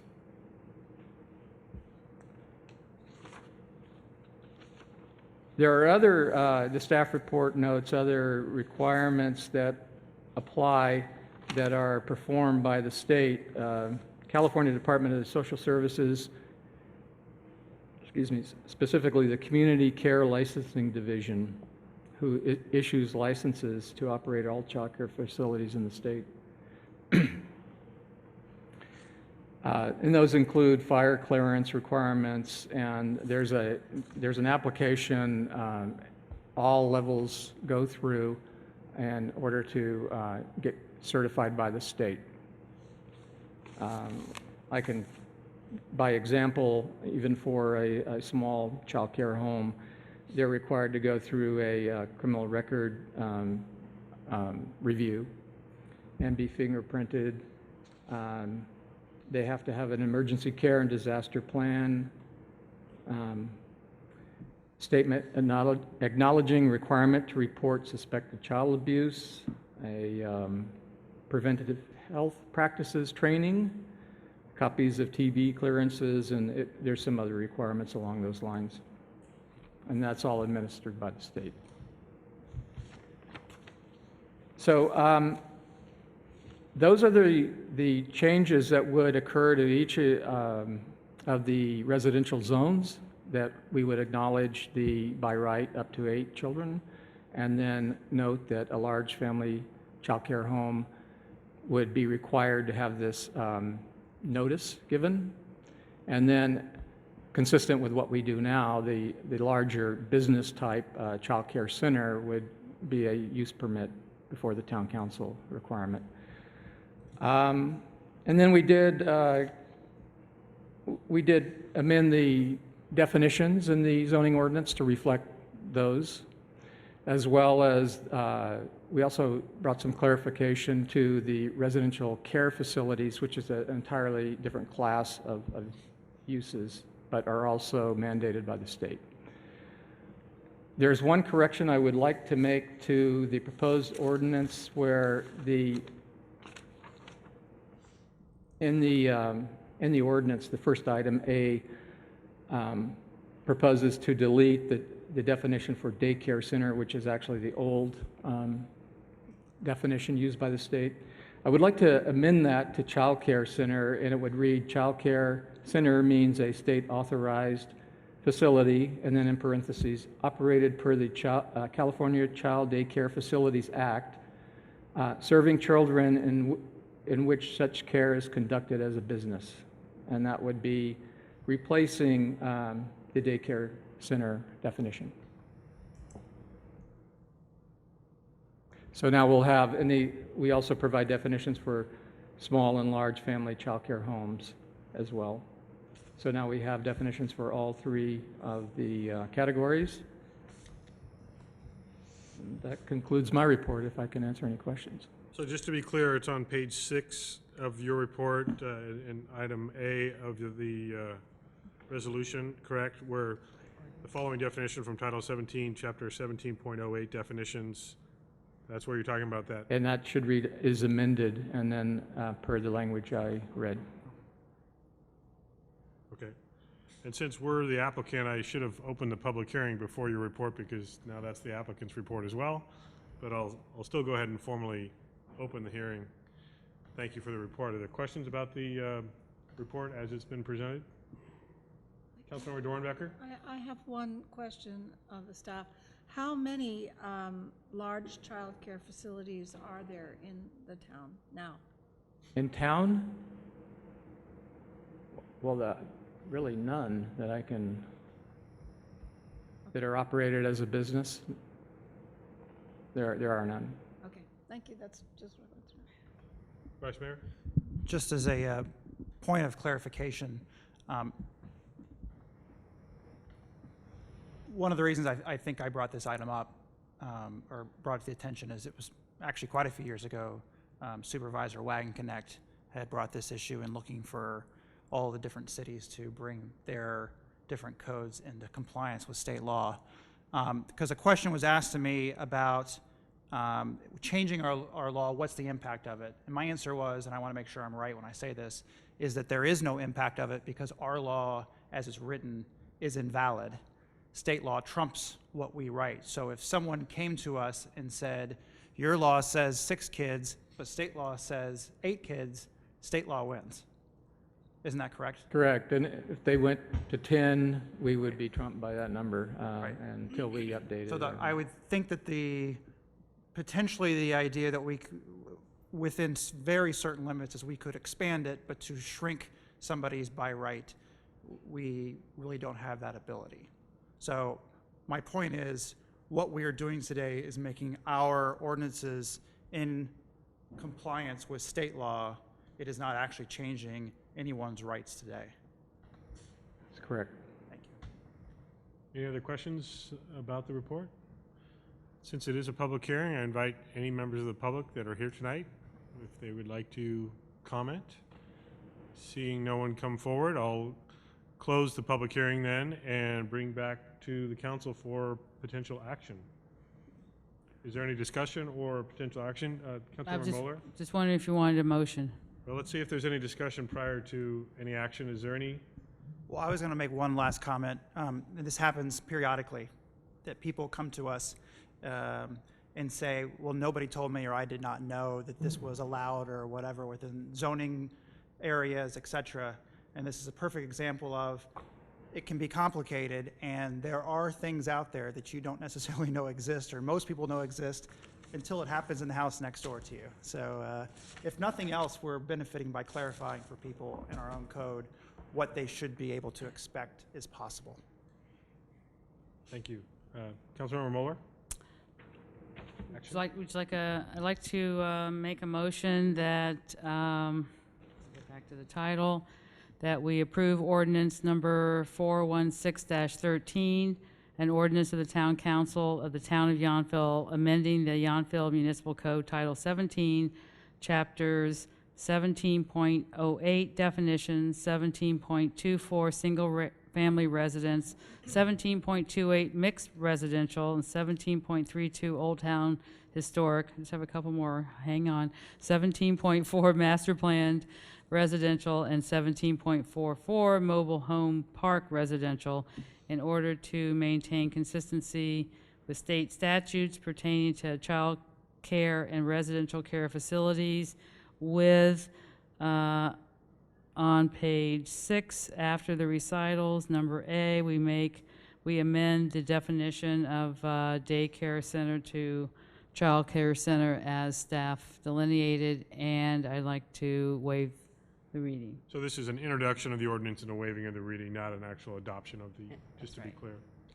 So is that motion clear? That's clear. Okay. Second. Councilmember Hall seconds. All in favor? Aye. Aye. Thank you very much. Moving on now to our first administrative item. Jermaine Chandon, Sphere of Influence Review. This was continued from a previous meeting. And we did receive several emails that I will reference once we get to the public comment portion of this item, but I believe Councilmember Hall has a statement to read prior to us getting into this item. Thank you, Mayor. I've consulted with the town attorney, and he's advised me that while the discussion on this particular item within the town of Yountville, or potentially within the town of Yountville, will have no direct impact upon the operations of my employer, Cliff Lady Vineyards. To the extent that there may be indirect impacts upon my employer, these economic impacts are not significant enough under the regulations of the FPPC to result in my disqualification. At this time, I elect to participate, but I'm required to disclose that I'm an employee of Cliff Lady Vineyards as serving as its CFO. Thank you. And Sandra, are you going to lead this item? I'll start. Okay. So if you could just maybe get folks caught back up, the fact that we did have discussion. I'm not sure if that's what you were planning on doing already. We'll find out. Free town manager. All right. And thank you for that intriguing invitation. The first thing I want to point out is that we briefly discussed this item at our last council meeting. There were some comments presented by the public and some comments shared by the council that suggested that perhaps it would be appropriate for us to take a step back and then try to answer a few of those questions and also meet with the county. And as the mayor is alluding to, there was a conversation with the mayor, myself, Supervisor Dillon, and County CEO Nancy Watt. We will be having a shared presentation tonight. I'm going to provide a little more of an overview, and then Sandra will talk a little bit.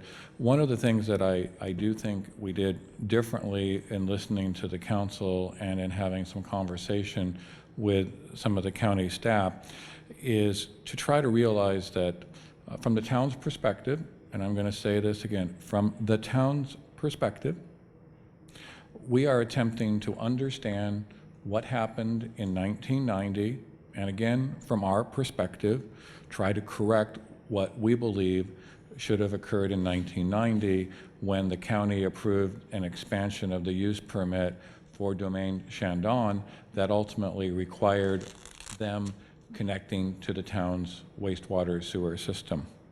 At that point, it would have been consistent with then in place, and as are in place now, county land use policies, that property should have been annexed. Sandra is going to go into more detail, and for those of you at home, I'm going to encourage you to go online. We only have an inch thick of a number of documents, and I'm showing this because it is hard to understand when you go back. A lot of us weren't involved in what we're currently doing in 1990, and trying to go back and understand the background and the material in 1990 is important. And there was significant background material that staff has been researching and utilizing as we've moved through this evaluation. That was not part of what was the part of the last recommendation. And I want to come to what the action is tonight. The action tonight's what we would call a preliminary step, a necessary first step, but it is not the annexation. This is a direction from the town council for town staff to proceed and potentially file an adjustment of our sphere of influence with LAFCO. And again, that's a precursor step. Town doesn't have to follow through. Town doesn't have to follow through with a formal application to LAFCO for actual annexation or proceed. In the recommendation, based on the feedback from some of the public, Farm Bureau representatives suggested we have a chat with the county, and probably will continue to suggest we have a chat with the county to determine if there may be a alternative solution short of annexation that can be mutually acceptable to the town and the county. And the recommended staff action suggests that and encourages that we look at a approval of the sphere of influence with a 90-day time period and the appointment of a two council member ad hoc committee along with myself to negotiate, meet with the county to see if such a thing is possible. But I promise you that Sandra would have an opportunity, as she's our technical expert, and she's going to try, one, to make sure that we answer the questions raised by the council and the public at the last meeting, and walk you through a little bit of what the inch document is. So with that, Sandra? Good evening. As the mayor mentioned, this item was continued from the September 17th meeting of the town council, and it was continued so that staff could provide information on the scope and application of Measure P, as well as the content of the winery definition ordinance, and those answers are spelled out in the staff report. But before I get to that, I want to remind the council that there's both a general plan designation and a zoning designation that applies to the Domain Shandong property. The general plan designation is agricultural resource, and that's an agricultural designation. The zoning ordinance applies 3 different districts to the parcel in question. An approximately 10-acre portion is zoned commercial limited, and that contains the visitor center, the Etoile restaurant, and the tasting room. The offices are located on land zoned ag preserve and ag watershed, and the remainder of the winery, including access roads and the waste disposal ponds, are located on the agricultural watershed parcel. So moving to Measure J and Measure P, Measure J was enacted in 1990, and Measure J amends the Napa County land use element to provide that any land that is designated agricultural resource in the general plan shall remain so designated unless one of the exceptions applied. And the most widely used exception is the one that a vote of the people is required to change that designation to a non-agricultural land use designation, and that would be for land that is in the county. Attachment 16 to the staff report includes figure 3.5 of the land use element of the Napa County General Plan, and shown in red are areas that are not subject to Measure P. And a portion of the Domain Shandong parcel is covered by the Measure P exclusion, but based on the scale of the map, it's not possible to determine the exact delineation of that boundary. So staff contacted the supervising planner with Napa County Planning Department, and she indicates and affirmed that the Measure P exclusion bisects both of the 2 Domain Shandong parcels.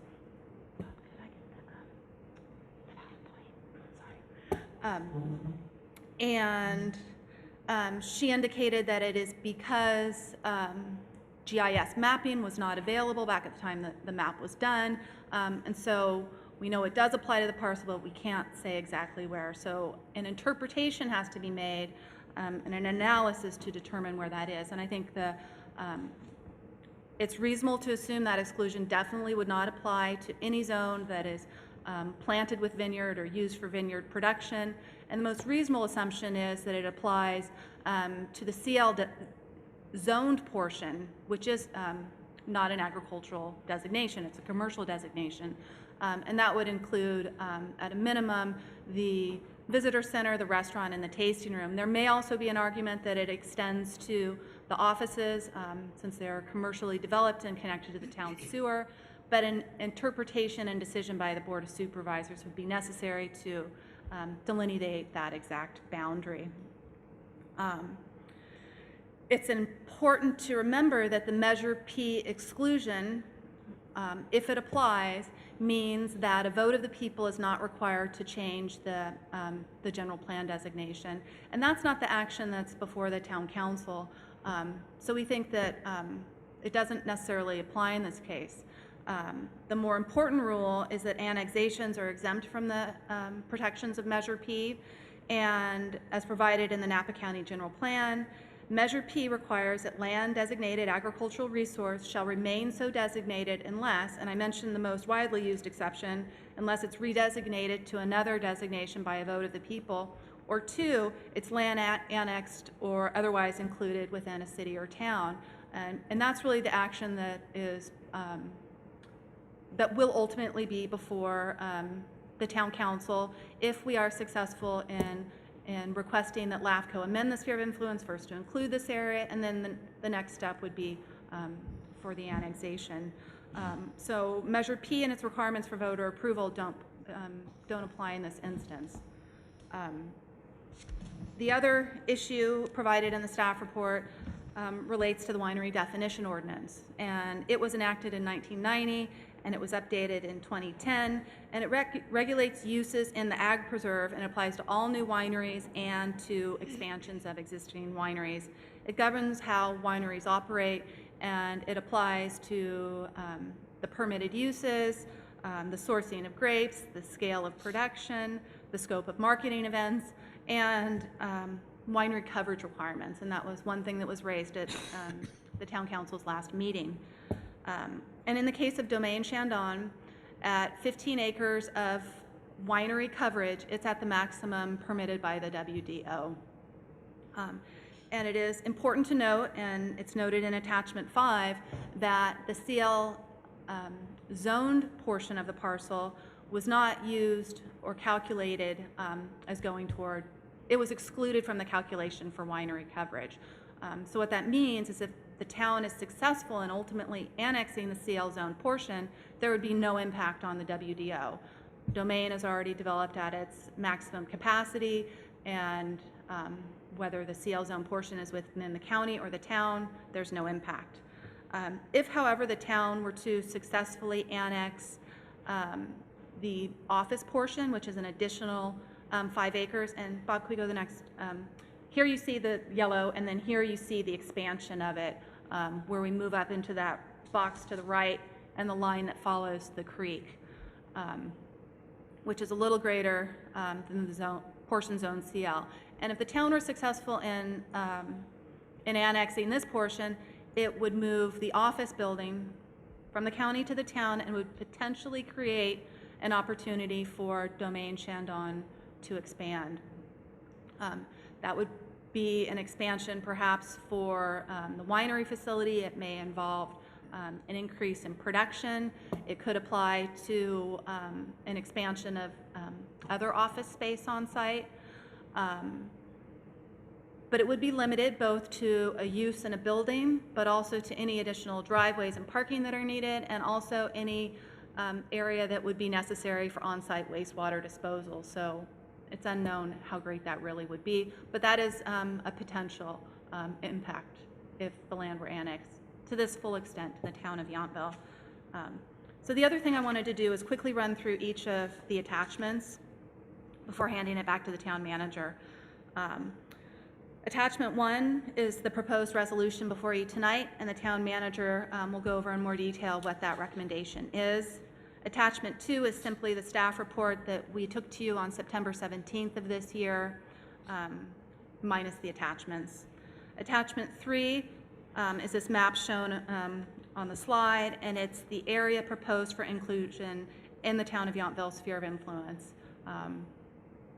And it could be that we pursue this full amount. It could be that we scale it back to the CL zone portion, depending on how the council feels. Attachment 4 is a letter of support and partnership from Domain Shandong, and it's directed to the LAFCO executive officer regarding the potential annexation of Domain Shandong to the town. And the state director notes that Domain has benefited by having the visitor center and the corporate offices connected to the town sewer system, and its valuable sewer connection has allowed Domain to expand its uses over the years without the need to provide for on-site wastewater disposal. And we know that under the WDO, on-site wastewater disposal does count against the winery coverage. So attachments 5 through 9 provide a history of the Domain Shandong office expansion approval, the related sewer connection, and the associated annexation to the town of Yountville. And so this attachment 5 is the staff report to the County Planning Commission on that application for the office expansion. When that application was routed to the different county departments, Environmental Management had recommended project approval with 2 conditions, more than 2 conditions, but 2 that I note here, that the land be annexed to the town and that the facilities be connected to the town sewer. This is included in the staff report findings that went before the Planning Commission. Number 7, which includes that requirement that it be connected to the sewer and annexed to the town. And it notes that the winery would remain in the county's jurisdiction. I've also noted 2 other important findings. One was that the existing domestic waste disposal system and wastewater treatment ponds were located on ag preserve zone lands. And when these were later abandoned because of the connection to the town sewer, this land was able to go back into active agricultural production. And number 9 reiterates that to determine the coverage of the winery, facilities in the CL zone area were excluded.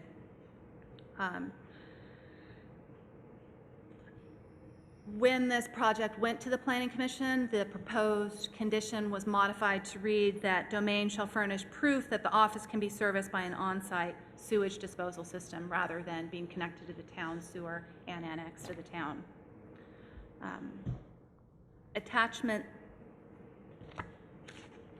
6 is correspondence between Chip Burrell of Domain Shandong and Tim Snellings with Napa County Department of Environmental Management, and it relates to the timing and issuance of the building permit for the office expansion and the request of Domain that Environmental Management give its clearance to the building permit before Domain Shandong can provide proof of providing the wastewater on site, if Domain agrees that it will not occupy the addition until it provides proof that's acceptable to the county.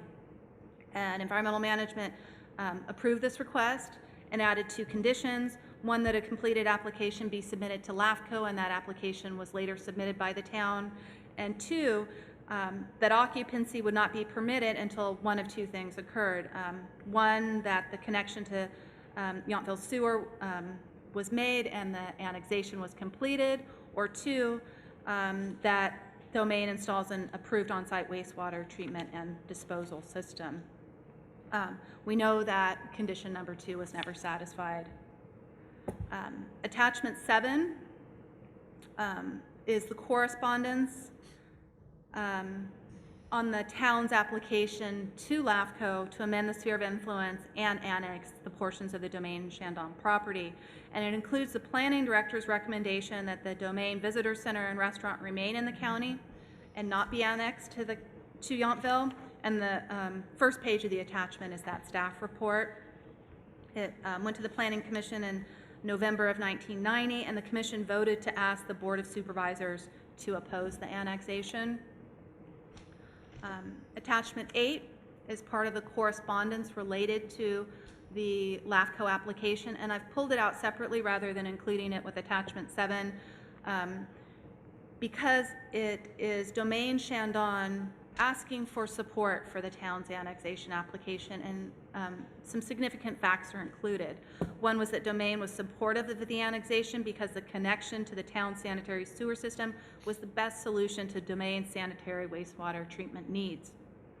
The letter notes that if the sewer connection was not allowed, that Domain would have to significantly expand its leach field area, which because of soil and slope requirements would be on land that was currently covered with vineyard. And it would require vineyards to come out of production to satisfy that need. The letter notes that if the sewer connection was permitted, that Domain wouldn't lose 2 or more acres to existing vineyard to develop new leach fields, and could redevote 1 or more acres of existing leach field to vineyard use once it was abandoned. Finally, the letter states that the land proposed for annexation had been zoned planned development and commercial limited rather than agriculture for 14 years at the time of the letter. And at the time of the writing of this staff report, it's been 26 years since it's been zoned agriculturally. In January of '91, the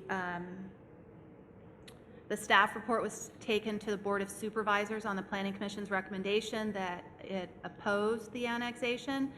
But as I understand, this meeting never occurred because the town withdrew its application. I know very little on that because the LAFCO executive director at the time, Keen Simmons, was unable to locate a letter of withdrawal or any action on the application. It just simply ends, and the annexation was never concluded or successful. Attachment 9 follows that non-conclusion on the annexation or the non-action, and it's the agreement between the town and Domain regarding the sewer service, and it's where the town agrees to hook Domain up to its system, and in consideration, Domain agrees to accept treated wastewater back from the town and to allow the town to use water from 2 on-site wells for an emergency water supply. In that agreement, Domain also agrees that should the town in the future determine that annexation of Domain to the town is feasible, that Domain will not object to the annexation. And in fact, Domain is not only not objecting, they're partnering and supporting the town in this effort. The next few attachments are on the Napa County zoning designation for the parcel. Attachment 10 relates to the commercial limited district, and it identifies that it's really areas that provide tourist, vacationer, and highway traveler with needed uses and service, and identifies that the property shall have the characteristics of being at or near a crossroads, have water and sewer available, and not contribute to strip mall commercial development. Attachment 11 includes both of the agricultural zoning districts in the County of Napa, both the Ag Preserve and the Ag Watershed, and these both relate, or these both support the use of fertile agricultural land for agricultural uses, and preclude incompatible uses to agriculture in these zones. Attachment 12 is a full copy of the winery definition ordinance, both the original enacted in 1990 and the update in 2010. And the WDO establishes the importance of preserving the valley's agricultural land, and its focus is on protecting existing and potential vineyard land. And I think that's important to note here, that its goal is to protect vineyard land, not commercially developed land that may happen to be zoned agricultural or in that agricultural general plan designation. And the WDO, as I mentioned earlier, governs how wineries operate, the permitted uses, the scale of production, and also the winery coverage that's permitted. The following attachments are all maps. Attachment 13 illustrates the town of Yountville limits, its boundaries, and also the sphere of influence, both of which are coterminous. Attachment 14, and can we go back one slide? This is the map, that, the zoning map that shows the two domain parcels. One is on the right-hand side and one is on the left-hand side of the page. The one on the right-hand side is all ag preserve. That's not the parcel at issue. The one that is the one to the left, which a portion is zoned commercial limited. That one little box out to the right is zoned ag preserve, and the remainder is zoned ag watershed.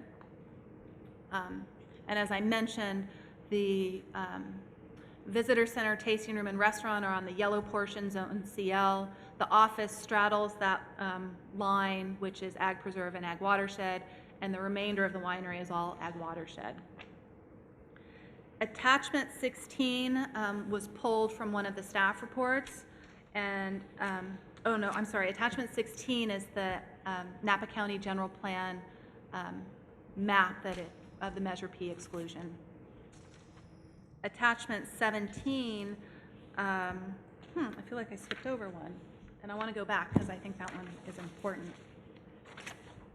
It was attachment 15. This was the one that was pulled out of an earlier staff report, and it's important because on the adjacent domain Shandong parcel, the one that is exclusively zoned ag preserve, it shows the location of the existing sanitary system leach fields that were in place for the commercial uses before it was connected to the town sewer, and it shows area that is now planted with vineyard, that is actively used for vineyard, and the town was very much in support of the agricultural policies and allowing this to return to agriculture when it connected domain to our sewer system. And I guess I'll just share a note here too, that in the 8 months that we have monitored the sewage outflow from domain Shandong from February through September of this year, the reading is for 1,160,312 gallons of output that goes to our town's treatment center. Senator, before you go on, I just want to make sure everyone's clear on the map, attachment 15, the Shandong map you were just referring to. It's the black and white sketch. Oh, right. I don't have an overhead of it. Okay, but you talked about leach fields, but on this map, if I'm looking at the correct one, it says existing waste treatment ponds. It doesn't Yeah. say leach, is that Now continue down to the right-hand corner. septic tank?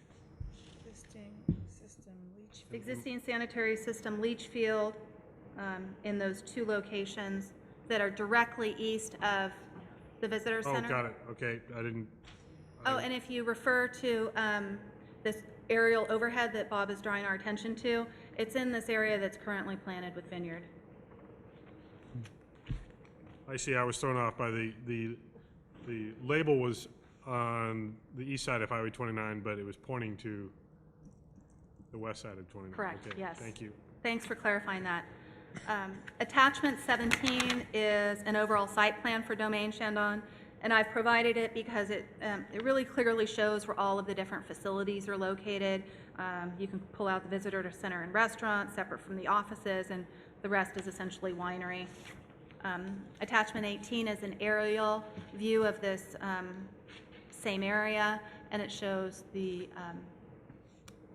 facilities in a real view. So that concludes my presentation, and I'll turn it back to the town manager. Thank you, Sandra.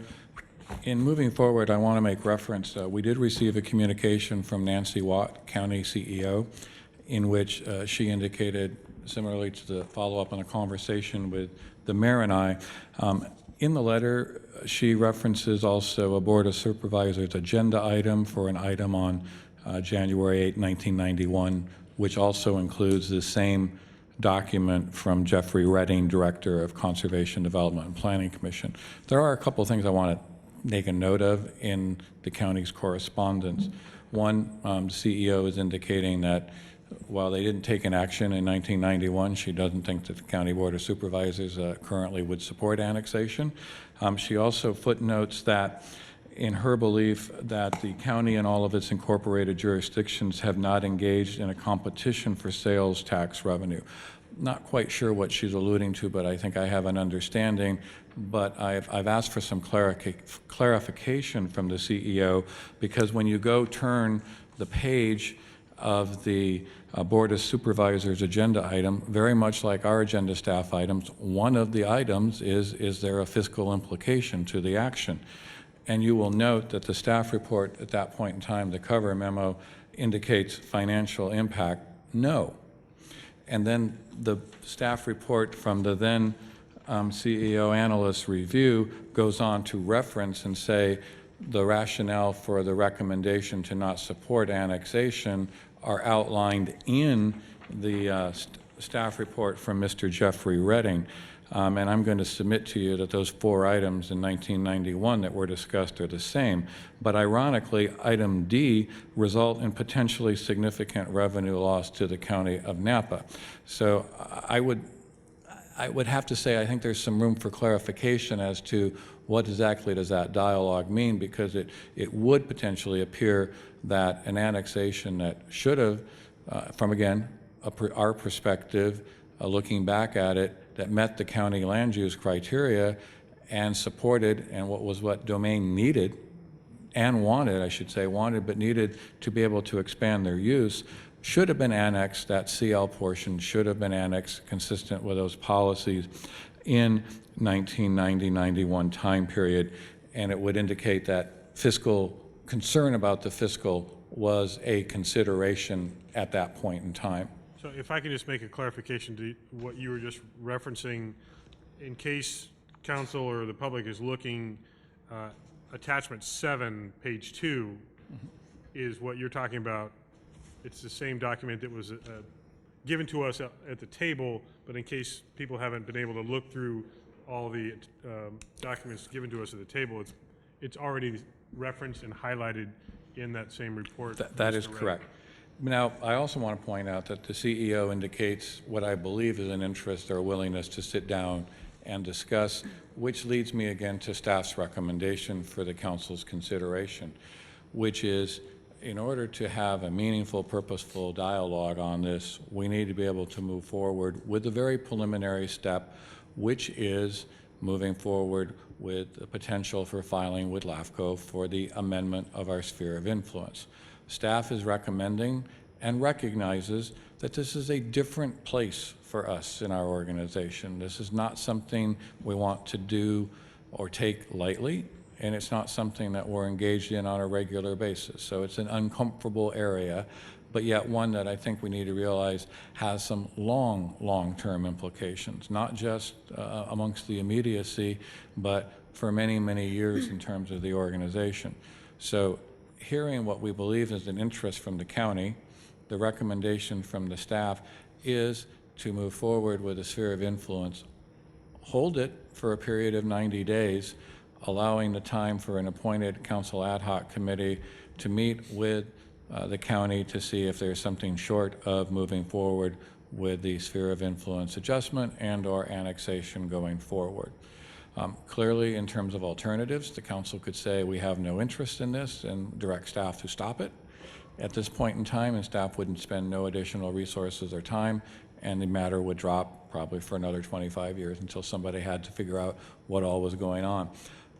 But I do think, I say that lightly, but in reality, it's an item that I think needs some closure, and I think the county seems to be indicating a willingness to engage in a conversation, and that's probably an appropriate place for us to go. So certainly we realize there is a lot of information on this matter, and Sandra and I, Bob, town attorney, are all available if you have comments or questions. And we know it's an action item that is not only going to be watched in Yountville, but watched throughout Napa County. Is that it for the staff report? So specific questions about the staff report, starting to my left, Councilmember Moeller, questions? Well, it's not specifically about the staff report, but in terms of some of the actions that we might take tonight. Let's just make an assumption for a moment that we would approve this resolution. At this time or prior to that, when would you like to have the discussion about just the CL portion or the CL portion plus the office? Or if we approve this resolution, would that come back for later discussion? One of the thoughts on that, and that's actually a very good question, would be that the action wouldn't take place until 90 days. So let's assume there was a dialogue with the county and there was a different or recommended area. We could certainly amend and bring that back. I don't know that it's necessary to preordain that to move forward with the goal of engaging the county in conversation. Okay, that's my only question for now. Questions, Councilmember Hall? Yes. First of all, I want to thank you for an overly thorough report. Just a couple of quick questions. And I wanted to ask specifically, and maybe Sandra, you're the, pardon? Just looking. Oh, sorry. Looking at Maybe I didn't know if you heard me because I don't project very well. You indicate in attachment 7 that there was an initial application for annexation. Is that correct? Correct. And that there's no paper trail as to where that thing vaporized to? Right. It just ends without conclusion. It wasn't withdrawn, there was no decision, there was just no further action. And the next step, if I follow the cookie crumbs here, was for the town to enter into an agreement with Domaine Shandong for the sewer service. Right. Presumably because the annexation appeared to be as if it wouldn't be successful. If I may, I do think for the clarification, that is an important consideration. The town did choose to connect Domain. I don't want to have any, I do think the paper trail suggests that those things were going on and the timing, but the town council at that point in time made a policy direction to allow the connection to Domain, knowing that the annexation had not been concluded. So I do think that's important that everybody understand that. And I'm glad for that, but I'm very linear, as I usually am. I have to make sure I see the way the trail sort of led so that I understand, so I can deliberate in myself. So just so I'm clear here, we connected in 91 to Domain, and we've been providing services since then. And that's gone unabated. There's been no stop. They replanted 2 acres, roughly 2 acres down below, or what would be east of the property, and so the ag preserve benefited from that. Correct. In some form or fashion, whether it's an entity or not, it's benefited in some form. Okay, I think I understand it in general, but I may have more questions as I look through my notes. But I just didn't understand why the initiation of that isn't documented anywhere, and we don't know. I'm sorry, would you repeat that? Yeah, the annexation document just never materializes anywhere else, and there's multiple county agencies, including this one, that should have had something that indicated what occurred and why. But no. Well, we know there was activity on it. We know that the LAFCO executive officer forwarded it to the county. He sought their input on the application. It went to the Planning Commission. The Planning Commission made a recommendation, and it was agendized for a Board of Supervisors meeting. That does not appear to have occurred. Okay.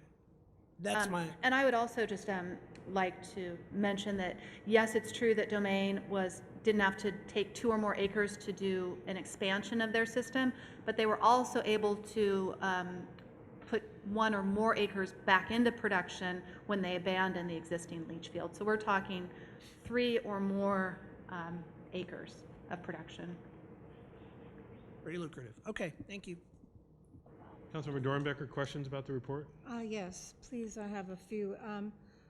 I understood from conversations that we had about this last time that the executive, Ms. Weiss, had told you that, oh, I'm so sorry. Thank you. That we could not really have the conversation with the county without going through this process. Is that correct, Steve? That's correct. And secondly, you mentioned in the staff report that parts of the 2 parcels, the CL and the one next to it are, excuse me, that something goes through both of those parcels. My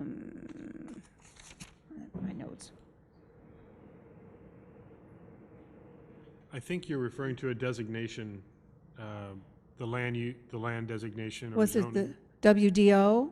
I'm thinking maybe. No, it's the Measure P exclusion, which means a portion of those 2 parcels would not have to go before a vote of the people if the county were to rezone the property from an ag zone to a commercial zone or a residential zone.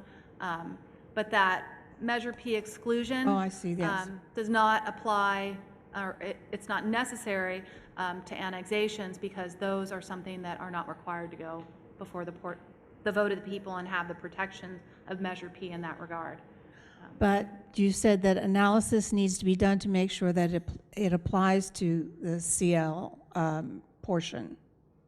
If we were to seek a redesignation of that property, that's not the action that is sought. I was trying to explain the different ways that Measure P can apply to land, and that's really not one that applies in this case because of the more important rule that it doesn't apply to annexations that merit annexation to a city for whatever reasons, and we feel we have a very strong case to support the annexation to the city. And according to the maps, I understand that the actual office annex is not part of the CL, but part of the agricultural watershed. Is that correct? It's a portion of it is in ag preserve and a portion is in ag watershed, yes. Thank you. Vice Mayor? I think one of my 2 questions is somewhat similar. Can you go to the map that's attachment 14? Not sure if you have the same way. No. That's the one that you don't have in. You've got a map that that looks one. like Okay, that. yeah. Oh, yeah. We do have that one.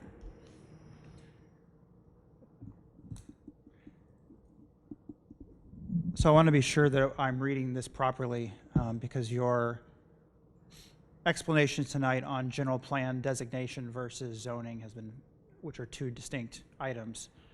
Zonings are within the designations, I think is one way to look at it. This map, because my question had to do when you said that the Measure P, which is known as the Ag Preserve, bisects some of these parcels. If I'm looking at this map, and I know that the other map is, it shows that there are exclusions, but it's unclear where those lines really are.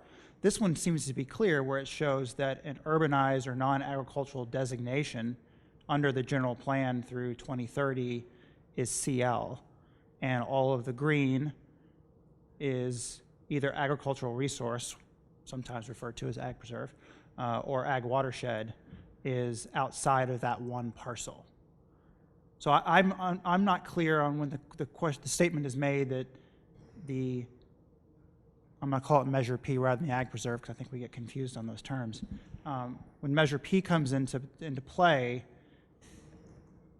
how would it bisect any of those parcels? The county is indicating, or the county planning department, that the Measure P, the exclusion from Measure P applies to both those parcels. Which 2 parcels? So that CL and that ag watershed? This is the parcel right here that I'm trying to follow, that the winery and really all of the production facilities are on. And then what's on this side is the second parcel. So the one on this side and the one on this side. And we know that there's a portion of both of these parcels that are shown as being excluded from Measure P. It's a very imperfect map. It just generally designates that something in this area was not intended to go to a vote of the people for a redesignation. I say it's a sloppy map because, of course, it is not intended to apply to this agriculturally zoned and planted vineyard, and yet that designation crosses it. So where your pointer is right there, if you go, let's call it south just a little bit, there's a very small sliver, which looks like it's probably the driveway into Domaine Chandon, right there. This right here, right? And it says AW on Yes. this. Is that part of the same parcel? It's part of the Very creatively drawn parcel? very creative. That would be correct. Okay. It is a driveway to essentially the main facilities. Okay, my other question has to do with LAFCO, and I did serve on LAFCO for 4 years. Under current, I'm going to use the word current very in bold, LAFCO law, an outside of service agreement is not permissible under state law unless there are certain findings, one of which is an emergency health and safety situation. So when the town of Yountville extended its sewer service outside of the boundaries of its town limits and outside its sphere of influence, it did so in a way that at least conflicts with current LAFCO law. Do you know if that, I know that LAFCO law had a couple of very significant revisions, one of which was in the 90s, whether that did not apply at this time? I don't know the terms of the LAFCO law at the time. I think We we'll get do have a clarification director in here public tonight. comment, yes. When we get to public comment, we'll get you to answer that question. So I'll hold that for our interim director. But if I could, Vice Mayor, on that, that is in staff's conversations with prior LAFCO staff, that was part of the conversation, and part of the indications were from LAFCO staff that certainly this brought up some curiosity that at the next municipal service review would merit some evaluation and discussion. Sure. Okay, that's all I have for now. So my question, with this map in mind and the gold CL box in mind, if you could go to 18, the aerial map, to try to show in reality what's in that box. And as far as, if you can zoom in, I don't know if you can. It basically is the tasting facility,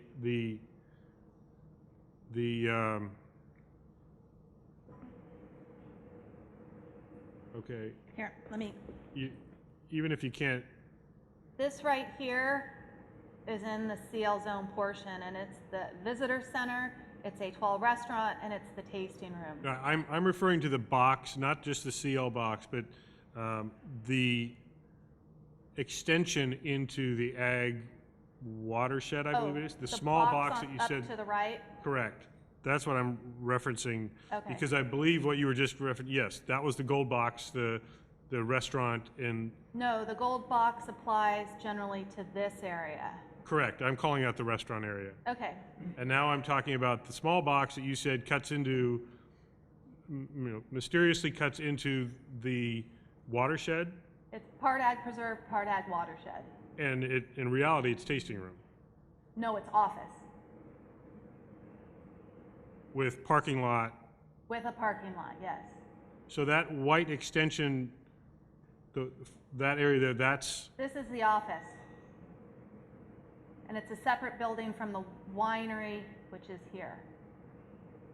okay. And this little guy right here is the restaurant, tasting room, and visitor center. So the tasting room is kind of hidden in those trees to the right of the gray area, or a part of the gray area. Mhm.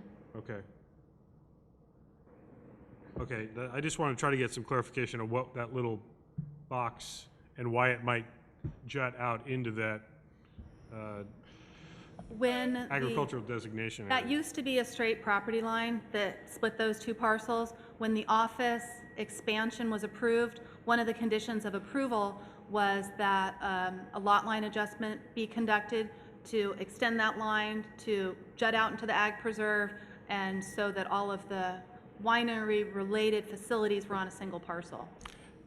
And that is all one of those things that mysteriously all occurred in this same time period when the county use permit, so they cleaned up those, moved some things around. So good observation on your part. So that, if I just heard you correctly, that cutout box did not exist prior to this whole discussion about expansion of services on the Shandon property, which required either on-site wastewater treatment or connection to Yountville. This box didn't exist prior to that conversation. It occurred as a result of the office expansion, and if you look Okay. at attachment 5 and go down halfway through, and it says the staff report includes proposed conditions of approval 1 through 3. I didn't highlight this, but I noted that prior to issuance of a building permit for the office expansion, a lot line adjustment as shown on the applicant's proposal shall be completed and the deeds recorded for the new property line. And that is that little box that juts out into the ag preserve. And that has a paper trail of having actually happened. Yes. That's, okay. I think that's it for our, Councilmember Mueller has another question. I have one more question. You said, I can't remember which map, I think it was 15 now, that there was about, before we allowed them to hook up to our sewer, there was about 3 acres that was in either the ag preserve or the ag watershed designation that they use for their leach fields and their sewer. So, and according to our contract, we could negate this contract just mutually in writing, either party. So if we were to disconnect our sewer from them, wouldn't it go that they would have to create additional above-ground sewer and leach fields in the ag preserve? So they would actually have to remove lands, even more so, right? 2 things that I would respond. One, if you go back to what the county required as verification, the county said there must be on file a process or a mechanism for them to do that, and that is what Domain, at least on paper, said, here's how we would do it. I don't want to necessarily go further engage into the legal process of whether we would want to terminate, because we have a very effective working relationship with Domain, and really the issues we're discussing have more to do with the county. But you're certainly right in looking at that the immediate area you see next to the driveway that Vice Mayor identified, all of that that's currently in Grapes was the prior leach field and would have had to be expanded going north with more grapes coming out had Domain been required to put in the on-site storage that was the paper, and I'm going to put paper in quotations, requirement that the County Planning Commission put in place in lieu of connecting to the town sewer. And when the connection to the town sewer occurred, there's been nothing seen of any of that on-site wastewater expansion. So the net result of us connecting is a very positive effect on maintaining grapes growing in the ag reserve on this parcel. And it may even be greater than what you suggest of 3 or more acres, because it's a 15-acre easement for wastewater disposal, domestic wastewater, on that vineyard parcel. So given a worst-case scenario, Could be double we could that. be talking about up to 15 or so acres. Wow, that much more, okay. Thanks. So if that's all the questions we have right now, I'm going to start off the public comment portion of this just to record some emails received. The town manager already referenced the email sent by Nancy Watt, the county executive officer. I also want to reference, and I will paraphrase, Linda Canchilian, Diane Page, Jerome Gigliotti.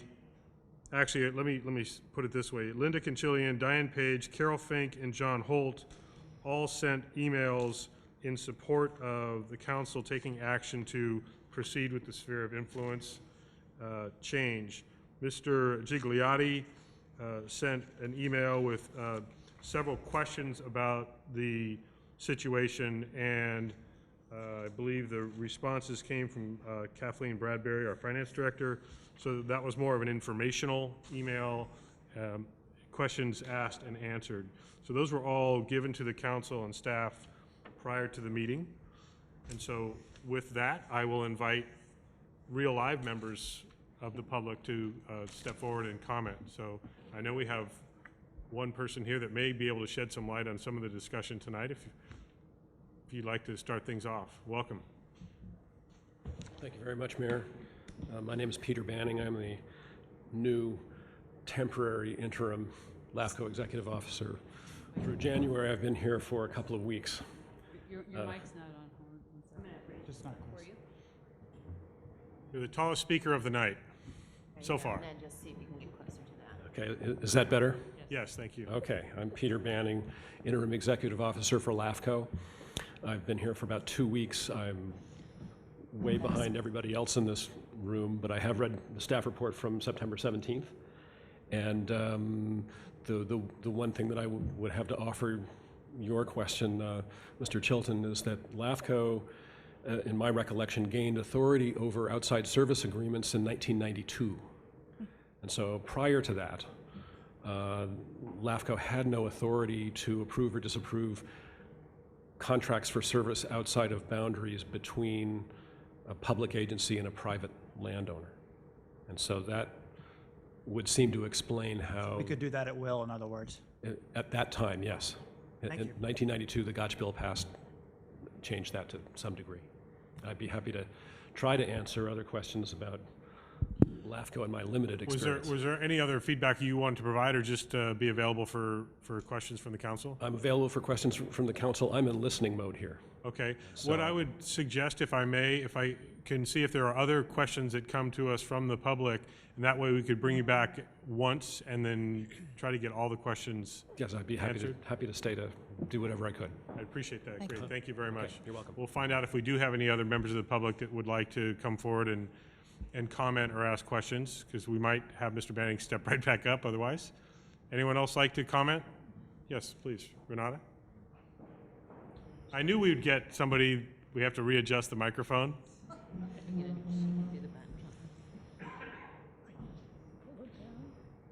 you can pull it down. There you go. Is it more complicated than that? Nope, that's all it takes. We're going to leave the podium right where it is.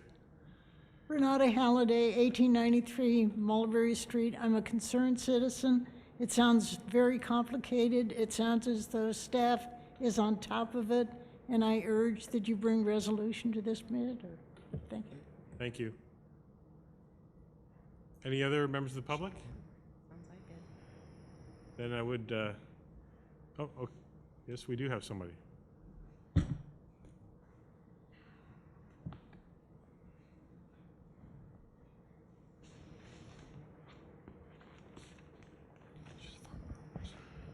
Norma Toffanelli, President, Napa County Farm Bureau.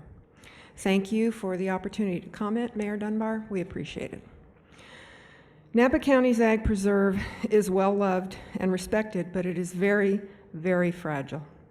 Napa County Farm Bureau thanks you for continuing this issue from last month's meeting and for taking the time to provide the council and community with additional information and opportunity to comment on the potential impacts of annexation of a portion of Domain Shandong.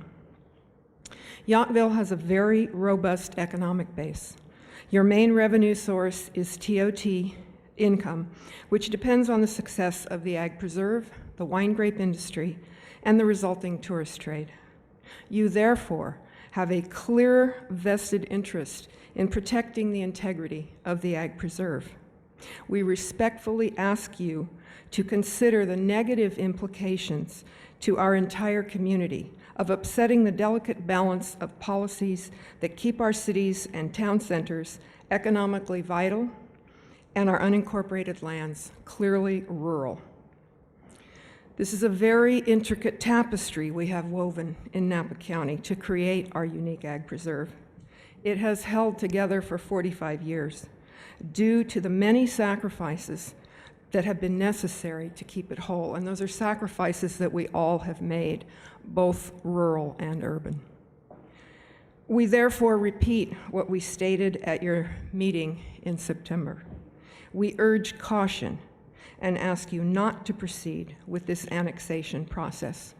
You risk setting a dangerous precedent which will result in removal from the ag preserve of lands that are currently designated agricultural resource in our general plan, thereby risking and weakening the very core of our economic future. Thank you. Thank you very much. Any other members of the public like to speak tonight? Then, Mr. Banning, if I could ask you to come back up and do we have specific questions that he was going to be able to provide clarity for council? Is that, yes, Councilmember Dornbecker? Good evening, and thank you for coming. I'm going to ask you about the process.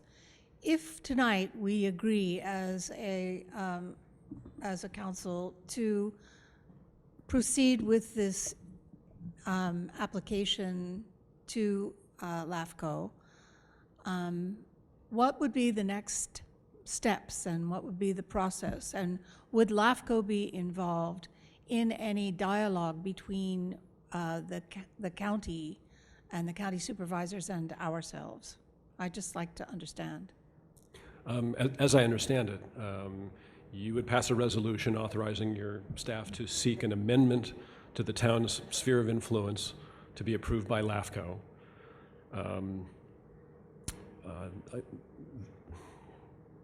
It's simply a request. There are some other things in your resolution, I believe, about consultant study and so forth to encourage LAFCO to take favorable and sooner action toward that goal. We would take it up as an application. We would be, very interested in whatever conversations occurred between the town and the county, but we wouldn't be there unless we were asked to be there. So that would be a matter of your invitation or the county's invitation for us to attend and be a part of that. We'd be happy to do it if invited. And then, based on those conversations, there would be then a report to you, and then what would happen? Okay, then there's a staff report and a recommendation to the commission. And again, this is on the matter of the sphere of influence of the town of Yountville. And just to remind everybody in the room, a sphere of influence is a plan for the probable boundary and service area of a local government agency, in this case, the town of Yountville. Okay, so it's a change in a plan. It doesn't change a boundary. So if the plan boundary is changed, then the portion of the Domaine Chandon site that's affected by that sphere of influence amendment would then become eligible to be annexed to the town of Yountville. Okay, and then there's a separate and more elaborate process that would entail, including an agreement for the exchange of property tax revenues from the county to the town to reflect the services that the town would assume from the county on that site. It's important to remember that if there is no agreement between the county and the town, that we will probably never be able to process the request, because we have to have that agreement in place in order to act on the annexation part of this process. Thank you very much. You're welcome. So, two things I want to touch on that you just referenced for me, hopefully even more clarity, that not only is it a request by the county and a desire by the town to have dialogue between the two of us, you require that as part of the process. If we were to move forward with the sphere of influence application and then take it to the next level of an annexation application, you would require that dialogue anyway. Is that what you just said? Yes, as a formal part of the process. Sure. It's Revenue and Taxation Code, Section 99. Okay. So we have to have that property tax agreement in order to process an annexation application. Okay. And then you made reference to item 4 in the resolution about Yountville is coming up for review by LAFCO in 2014-15 on a regular schedule, but included in the resolution, should the request to amend the sphere of influence proceed, the town is offering to pay a portion of a consulting fee in order to basically speed up that review process. I think that's what you were referencing. I believe that's what I read in the draft resolution. Okay, just for clarity to make sure we all knew what we were talking about. Are there any other questions about the LAFCO process or anything that Mr. Banning might be able to add to the staff report? Seeing none, thank you very much again for being here and being available. You're welcome. Happy to be here. Thank you. Any other members of the public? Last chance. Yes. Here we go. We're going different heights, back and forth. We always do that.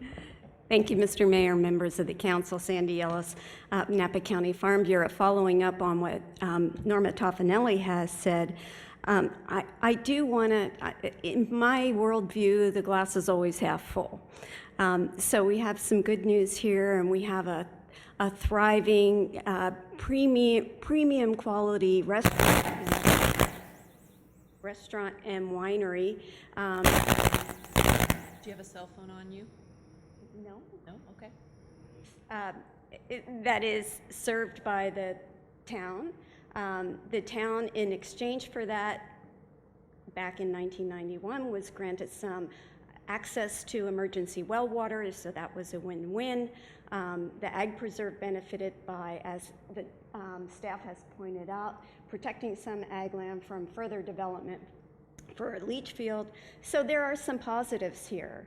And the town has been very diligent in trying to unearth the past and put some common sense on it. Planning isn't always driven by common sense. It's an art and a science, and the politics sometimes gets in the way of it becoming rational. But it usually works, and in this case it's worked, and for 23 years it has worked. We understand that you've been faced with some expensive upgrades to the wastewater system and an expansion of your recycled water system, which will be a positive, but that it's expensive, and you want to make sure that the cost of that is fairly shared with all of the users and not unduly burdensome to your residents. And by law, I believe you have to do that with your wastewater system. It is an enterprise fund, and you have a lot of tools in your toolbox to make that happen in a very fair way for all the participants. So I'm very happy to see that you have this 90-day provision in your resolution. Farm Bureau's not eager to see the annexation move forward. There are some intangibles about the frail nature of the Ag Preserve that is hard to describe. And I will appeal to you again to understand that. There are precedents that would be set by this. Yes, there is a portion of this property that is zoned commercial limited.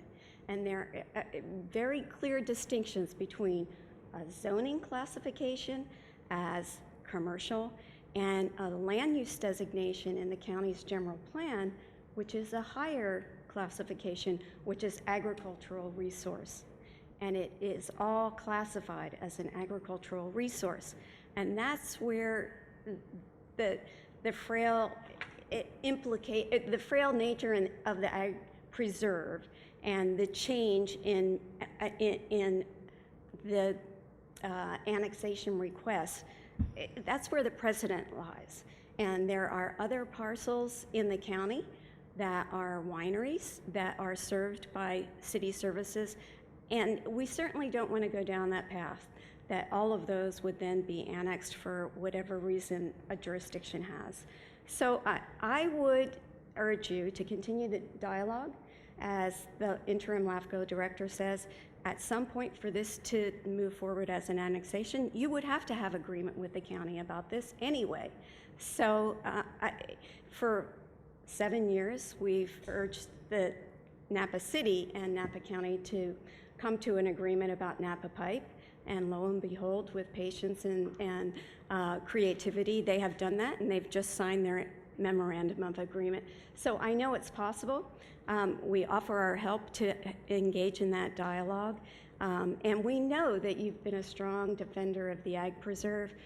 When the Certificate of Compliance and Antiquated Subdivision came forward, you were a loud and vocal voice in understanding the threat of the Ag Preserve for that, and we thank you for that. And so as you go through these delicate and complex thought processes in the choices in how you will expand your wastewater system and how you will provide the services that your community needs, we urge you to be cautious, think about the long-term implications, and protect the Ag Preserve and the best interests of your town, which are mutually the same. Thank you. Thank you very much. Yes. Couldn't miss the opportunity. Of course. The mic one more time. Of course. Alan Tencher, 6740 Jefferson Street here in Yountville. I've really enjoyed this discussion and the thoroughness with which the research has been done, and I really do appreciate the sensitivity to these complicated issues. And over my almost 20 years now here in Yountville, I've watched Yountville change a great deal in many ways, very, very positively, and the relationship between Domaine Chandon and the town is a long and now integral one. But there were some comments made by town manager Steve Rogers, which I think the members of the public at large would benefit. To paraphrase, I think it was something that the implications of these decisions are going to have a profound impact on the town. And some of us may not be as omniscient as others, and some are like, the truffle-finding pig that occasionally get lucky by accident. But I would love, and I think the town residents would benefit at this point before your vote to perhaps have staff explain a little bit more about what some of these impacts are. Are they staffing? Are they financial liability? And that sort of thing. So if it is appropriate here, I would welcome that sort of clarification and helping the residents of the town maybe see the future a little more clearly. Thank you. You're basically asking, why are we even worried about this in the first place, kind of? Not exactly. It's even a little more intricate than that. I can understand that there might be financial reasons, remuneration for the wastewater system, but I'm talking about changes in town structure in terms of staffing. Are we going to have to, to provide these services that, are we going to incur more liability? Are we going to, incur more risk? I mean, what is it that Town Manager Rogers sees as, these issues that we might want to be more aware of, that it's going to have this profound, potentially profound impact on the town? So the implications of a potential annexation, not Absolutely. not the motivation that we've been discussing. No, I think that can be found in the staff report and that sort of thing. So it's more looking to the future, what the real implications to the nature of the town might be. Thank you. Very good. Yeah, and I think it's appropriate for staff to respond to that question. Thank you. I'll try to address what I think we need to look at, and I'm going to allude a little to what Sandy Ellis also referred to. The town of Yountville is approaching build-out, but when we look at the issue, we're down to 2 parcels, and we have been a very staunch supporter of the Ag Preserve and have not, and I'll politely disagree that this particular consideration, the county has zoned it CL, they built it, it's commercial, it's not ag, and there's a nice letter from Chip Burrell that was submitted in 1990 that talks about that. But more direct, what you're really looking at is a combination. Right now, most people assume Domaine Chandon is in the corporate limits. And when you look at consistency with the county ag policies, it's our streets, our roads, so it's really a revenue and taxpayer fairness and equity. Because right now, all of our other businesses that are on our sewer system, they pay, just like residents, property tax, sales tax, revenue that comes in, and that revenue stream is used to support all of the city services: police, fire, roads, maintenance, recreation programs. So in some ways, this is a revenue reality or a clarification, because if you compare it to every other business that's connected to our sewer system, you're receiving all of that then goes into it. They pay their sewer bill too. So it's not just a question of raising the sewer. When you look at it, Domaine's also integrated into our community. We have actually allowed employees of Domaine Chandon to be eligible for our town subsidized provided affordable housing. I think we've provided more affordable housing to the unincorporated county business than the unincorporated county has. By virtue of the integration into our business community, Domaine Chandon is served by the bus system that the town subsidizes and pays all of the, our sheriff's department under our contract are the first in to Domaine Chandon. So those are some of the service implications. And when I talk about long-term, it's a question of, does that property, whose success and that volume, those 250,000, is it fair that the rest of Yountville's tax-paying residents, citizens, and businesses subsidize the economic success? I definitely agree with Sandy Ellis on the fact that the region not just Yountville, but the region has benefited with our love-hate relationship in the ag, because in some cases, the ag does not want to admit that it's a boutique industry that supports on tourism, and there's splits even within the winery production. I mean, the event center, how do they push it, how much? We do have a great success, and I definitely agree that the relationship is tenuous, and I would feel much more concerned about that if we weren't looking at something in a simplistic way. And I don't think, you know, when you look at what you're preventing, what?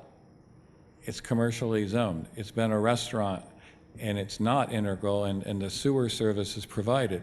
So really, that issue, it's really an equitable issue, because if that revenue stream does not come into the community, it will not be used for any of those things. We will continue to maintain the roads at our general fund expense. We'll continue to provide the support and subsidy at the determination of the council. So it's really an equity and fairness question. But I think to Mr. Tincher's question specifically, we are not anticipating changes in town staff. No, There's thank virtually you. I no, mean, that no is structural change. This is really about recovering some of the value and cost of. Well, and I think actually being on our that's a service. very good point. This is a non-resident occupied property. So when I talk about the various things, for example, the trolley's already going there, we're already paying for it, so there's nothing new in that cost. Road maintenance, we're already incurring, so there's nothing new. The sheriffs are already responding, nothing new. So, you know, the question would be, what's new would be potentially an enhanced relationship. But Domain's an active member of the business community, very supportive of Yountville, so I don't see that changing. Really, a little bit of it would be a revenue stream, and we've always talked about the fact that the goal is to have a conversation with the county about something like that. And as we've all talked before, if we are to move forward, some type of revenue sharing agreement would be necessary. Okay, thank you. So I think we've heard from the public, and so dialogue with the council is time to return to that, I think. We'll start with Councilmember Moeller. Do you have comments you'd like to give, kind of summarizing your thoughts? Well, summarizing everything is I can maybe itemize them. I don't know if they can really be summarized or not, but I'm in support, as I said last month, of moving forward with this resolution. There's so many pieces and missing pieces. I think we would only be doing the best service that we can for the residents of Yountville by fleshing this out. So that is number one. And number two is, unless somebody can say it better, what I see on a map, this is commercially zoned. I've even read the reports that it's very rocky terrain. There's been people who've said, you know, scientifically in their reports that it cannot really support grapes. To me, that's what the ag preserve is. It's where you grow grapes. So that I'm not concerned with, but I think, you know, ultimately that will get flushed out. And 2 or 3, by moving this forward, I think we will be able to formalize this in a way that we can have discussions with the county and get a lot of input from anybody who may be able to add or subtract from, you know, what we're going to try to do versus what the county wants to do. And we can get some resolution. So I see very little downside to taking this next step. Councilmember Hall. Thank you, and thank you for all the comments and feedback. I mean, this is not none of us takes this lightly, and maybe me more than the rest of my council members is I recognize that my livelihood is made by the beauty of Napa Valley and the fact that we have such an important agricultural preserve. I recognize that. What I also recognize is that this particular carved out section, call it what you will, really is more specifically focused towards the commercial activity that's on it.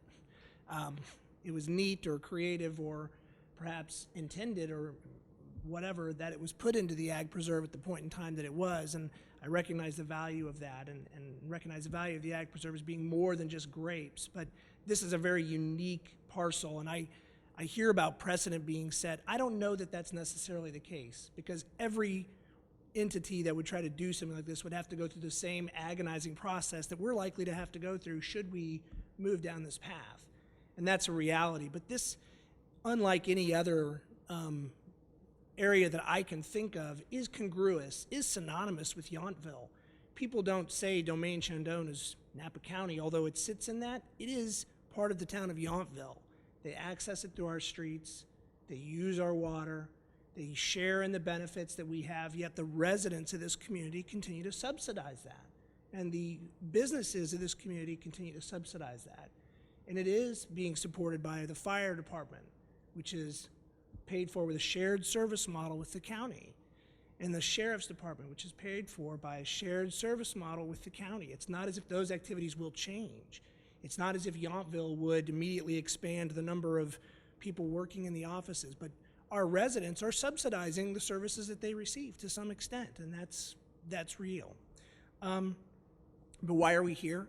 Because 20 years ago, 91, I can't do math now, I'm a finance person, some odd years ago, the two parties either got together and didn't follow through with what they had intended to follow through on, because it's documented, and or some other agreement was formed. And I recognize that everyone's complicit in that, the town as well, but that doesn't mean that we shouldn't try to at least understand and have clarity with the county about what was intended and where does that take us today, because we do have an obligation as an organization here in the town to our residents. And so I do feel that it would be important for us to at least consider moving forward for now.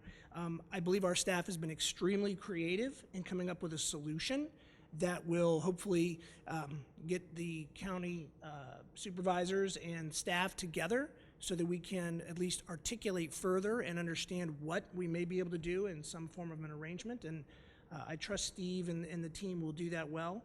But I really just feel that there's something that we need to continue to explore. I don't think it's going to set that unique precedent, although I know that it makes me feel uncomfortable setting it or saying it. But this is a very specific, very specific piece of ground that is set out there in colored documents and otherwise that looks like it was created for the sole purpose of generating income for the county and not necessarily something that should have been left up in the ag preserve per se. But that's my feeling. I'm comfortable with it. I know we need further discussion on whether or not we would have or who would be the committee members should we decide to go forward with this. But I'm certainly comfortable at this juncture, at least moving this process forward with the 90-day timeline. Thank you. Councilmember Dornbecker? Well, I want to thank everyone who's come and spoken and added their help in what is very nuanced and intricate. I would like us to continue to have the dialogue with the county and talk about it, and I want to make sure that part of that dialogue includes a conversation that ensures that that area is not part of the ag watershed. So that's one of the concerns that I hold. However, we're not proposing that Domaine Chandon add anything that doesn't already exist there either, like more buildings or more services that would impact the ag preserve.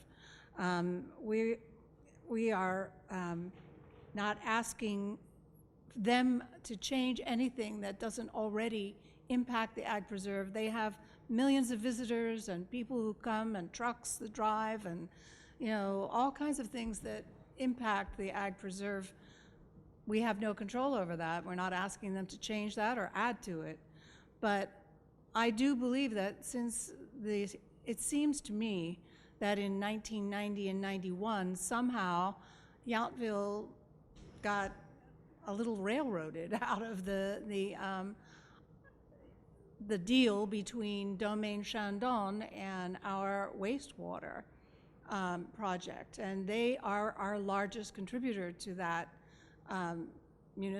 are that fund. So, I mean, we have a lot of wastewater that comes from them.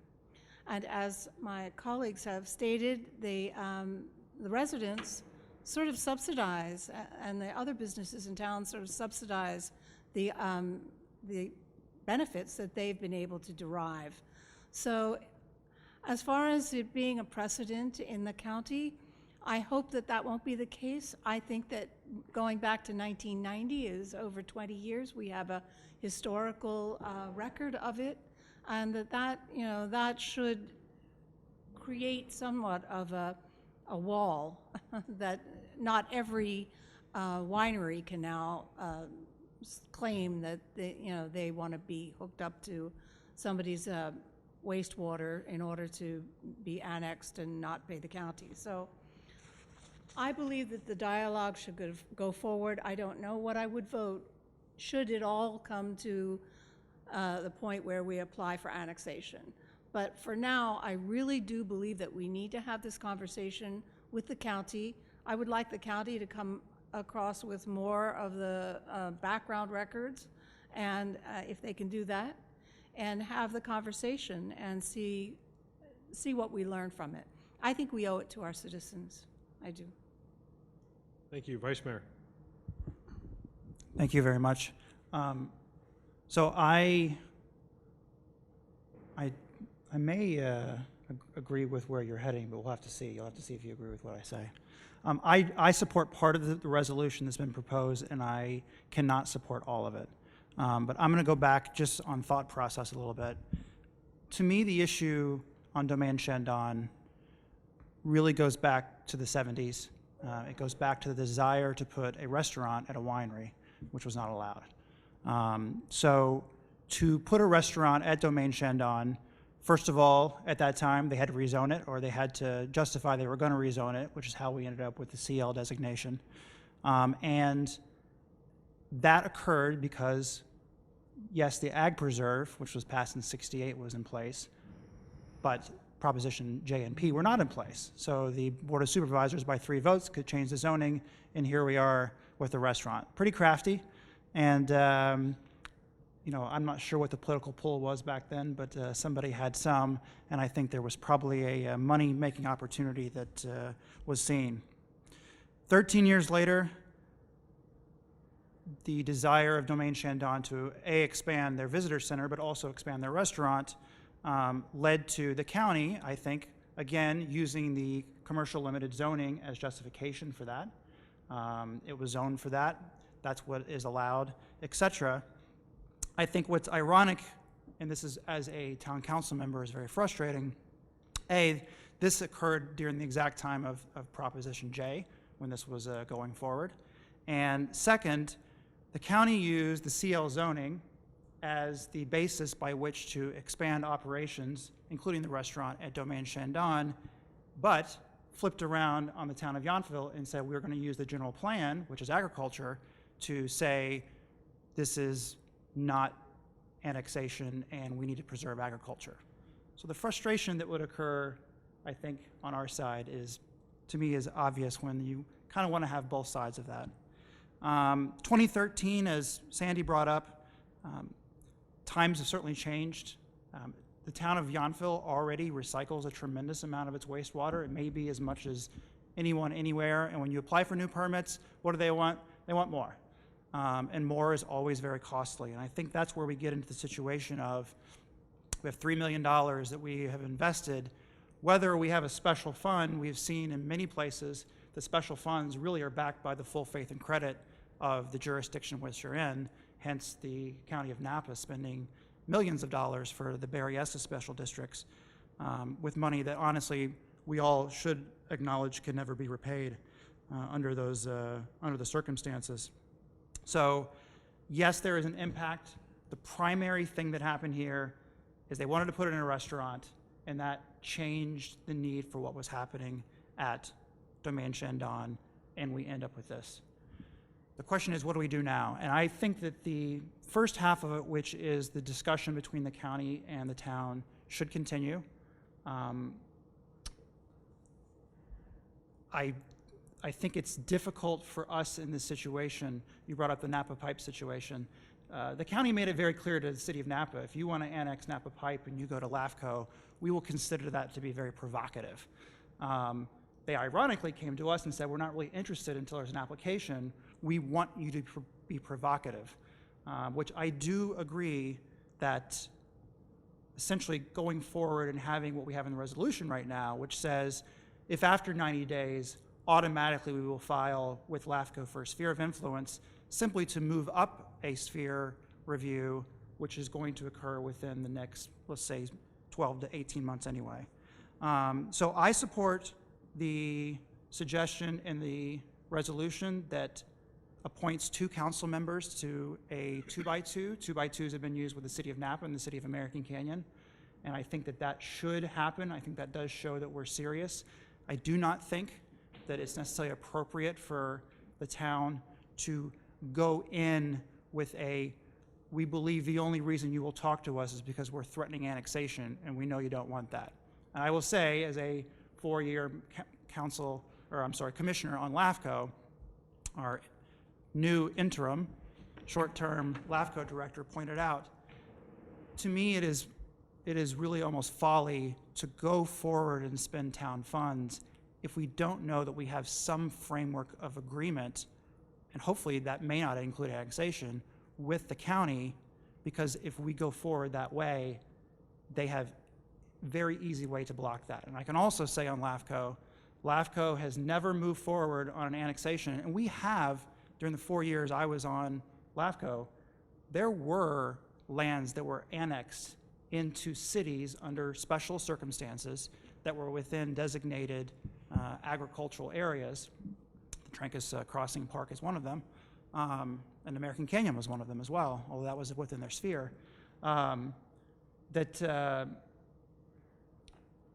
think that what we're really trying to do is mitigate impacts, and the annexation piece of that is, in my mind, is a secondary thing, but it's almost like it's the only hammer that we have on the county. So I would propose that instead, in this resolution, of saying we will automatically forward to LAFCO an amendment application, that we strike that, we still have the 2x2, and we tell the county, we all talk, and I'll say this out loud, we all talk about cooperation and coordination and how wonderful it is to work together. We would like to do that, and I think we should go the extra step in saying we want to do that before we take any steps that really turns this into a different situation. So that's where I see this should go. Okay, thank you. And I'll try not to repeat many of the comments that I agree with that have already been stated, but there are a couple, one of which specifically kind of refutes the position the Vice Mayor just shared, and I'll explain why when I get to that point. But there are a few things I disagree with that have been stated at this meeting and the previous meeting, and even in the discussions with I don't even want to call it a discussion with the county, our supervisor and the county executive officer, because there's really a presentation by town manager and myself of what you've just heard today, and that's as far as the dialogue has gone. But we have a very unique set of circumstances here, and I don't think there's any other situation in this county that has this set of circumstances, so I hesitate to believe the precedence that is set by certainly a sphere of influence application, potentially not even an annexation request. This is, as was stated, trying to rectify something that was either inadvertently a result or absolutely intentionally a result of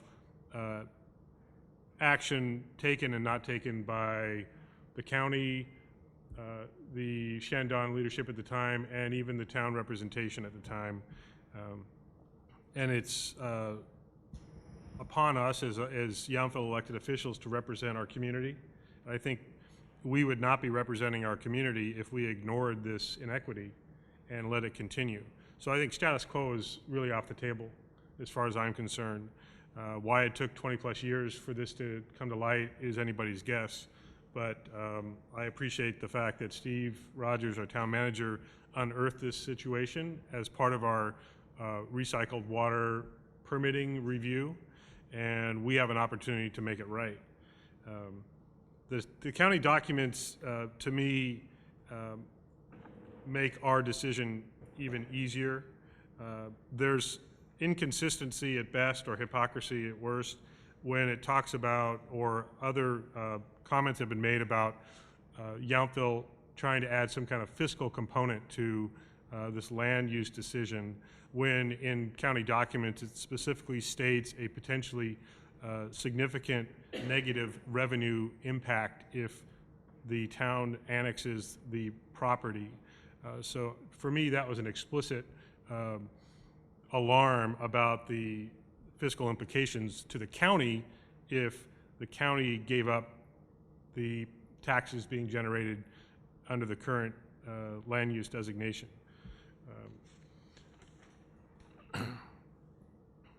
I also, this gets to the point I referenced about the Vice Mayor's concern about the 90-day automatic trigger. The reason I referenced the fact that it's been a presentation, not a dialogue, is it was explicitly stated by the county that they have nothing to talk about unless we give them a concrete action. And so we have attempted, town staff has attempted for months, the town manager and I have attempted for several weeks to have a two-way dialogue about this, trying to find other alternatives short of annexation. And we've been told, unless there's an action to be taken and responded to by the Board of Supervisors, there's nothing to talk about. So as far as I'm concerned, we have no choice but to move forward with this sphere of influence application in order to have a legitimate engagement, two-way engagement with the Board of Supervisors and county staff. And I don't mean to speak that, give that a negative connotation. That's the reality that we were presented with. So this changed my opinion from, I don't really want to move forward with this too quickly, or with some of the reservations we had from the previous council meeting, to we have no choice but to move forward with this application in order to have that honest dialogue. There are several options that we can reach short of annexation, and we just have to have a platform to have those conversations and discussions. And I certainly don't agree with the perspective that our actions are jeopardizing or a reckless behavior toward the ag preserve. We all have been very, very staunch supporters of not only the immediate vicinity of our small community, but throughout the entire county, protecting not just grapes planted, but all of the agricultural resources and uses that we have throughout the county. We see a little bit of a lot of it right here outside of our town limits. So this is an effort, frankly, as was stated earlier, to preserve what's already in that preserve and those resources that already exist. Without the town's relationship with Shandong, there would be less of that preserve and less of that resource that is there today. It's easy to forget that because it was over 20 years ago that it didn't exist.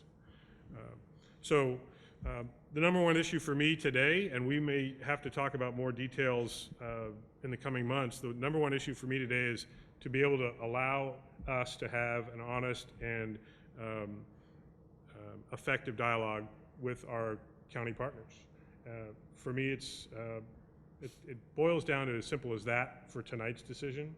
Moving forward, yes, it gets much more complicated, but I would strongly support that we leave the resolution as it is, because we do need to have, as we're seeing at other levels of government that frankly are embarrassing, we need to have a short timeline for discussion, not an urgency necessarily, but this can't linger on indefinitely for months or years, and the residents of Yountville continue to be in this limbo of subsidizing a single business without real explanation for why.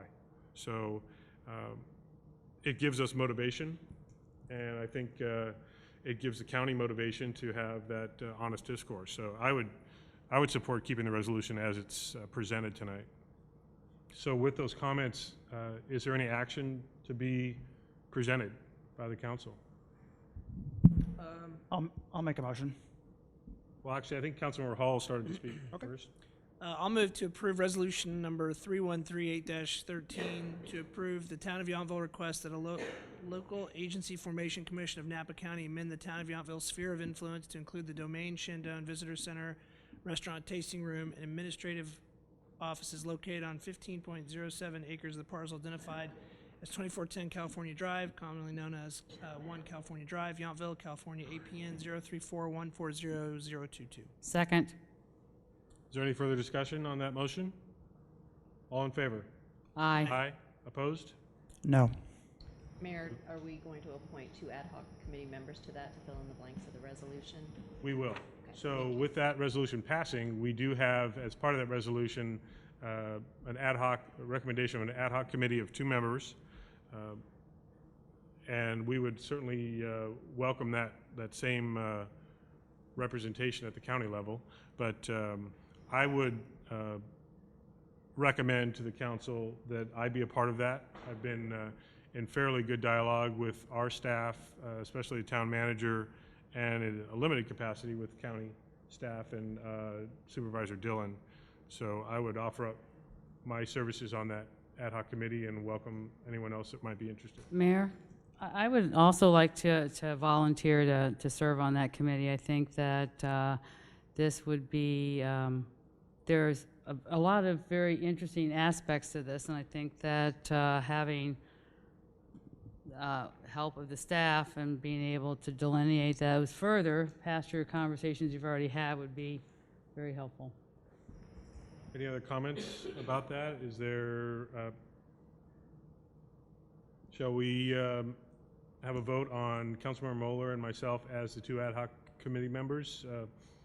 All in favor? So moved. So, okay. Do we need an actual motion for that? I would like one. Okay. Second. Councilmember Dornbecker, seconded by Councilmember Hall. All in favor? Aye. Aye. Any opposed? Nope.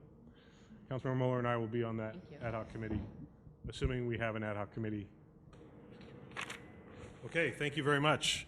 I'm going to call for a 5-minute break, since that was a lengthy item and we're already looking at past 9 o'clock. So please keep it to 5 minutes and we'll re-engage with our next item. Thank you. Thank you, Mayor. At this point in time, due to the hour and the attendance of some of our audience that have been waiting patiently, we would like to respectfully request that you move item C, memorial plaque placement request, ahead of the municipal code update for the purchasing policy. Okay, is there any opposition by council to make that adjustment in the agenda? No opposition, so we'll go ahead and do that. We'll move right ahead to item 9C, which is the, as stated, memorial plaque placement request in remembrance of Margaret Harold. Thank you. I'll give a brief staff report. It's me, yes. So in July of 2010, you approved a policy putting into place a process for which citizens can suggest naming or dedication of town facilities. We have received a request to acknowledge Margaret Harold in the book sale area of the community center. It comes from friends and family of Margaret Harold. She was a longtime resident of Yountville and made many contributions specifically to the Yountville Library, and she was a founding member of the Friends of the Library and was a Friends of the Library member for 26 years. The Yountville Library Board of Directors are in favor of honoring Margaret for her dedication and service in the book sale area of the community center.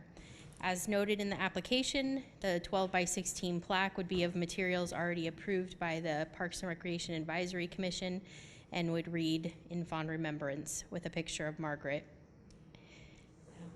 The Parks and Recreation Advisory Commission unanimously approved this request September 19th at their meeting. We did have one commissioner absent. So before you tonight is a request to adopt resolution number 3139-13, approving the request to install a memorial plaque in remembrance of Margaret Harold at the community center in the Friends of the Library book sale area. and I'm here to answer any questions, as well as one of the Friends of the Library Board members. Thank you. Any questions about the staff report from council?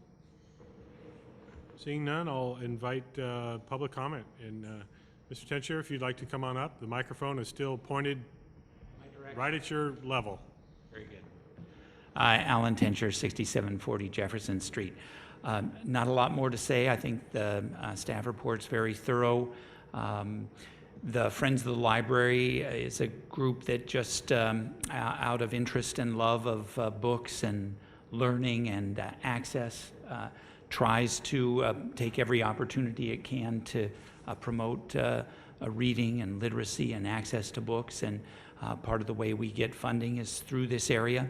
But one of the opportunities that we saw was not only to honor Margaret with this plaque, but as with so many other parts of a small community, it's a wonderful opportunity to share our history with our visitors. And I've learned from Samantha just how many people move through that area, usually on the way here or there, but to share a little bit of our history, I think, is part of what this town is doing right now, is being open, being a small town, and I think this plaque would go a long way toward continuing that important tradition. So any questions, I'm happy to answer them, but I think it's pretty straightforward. Thank you.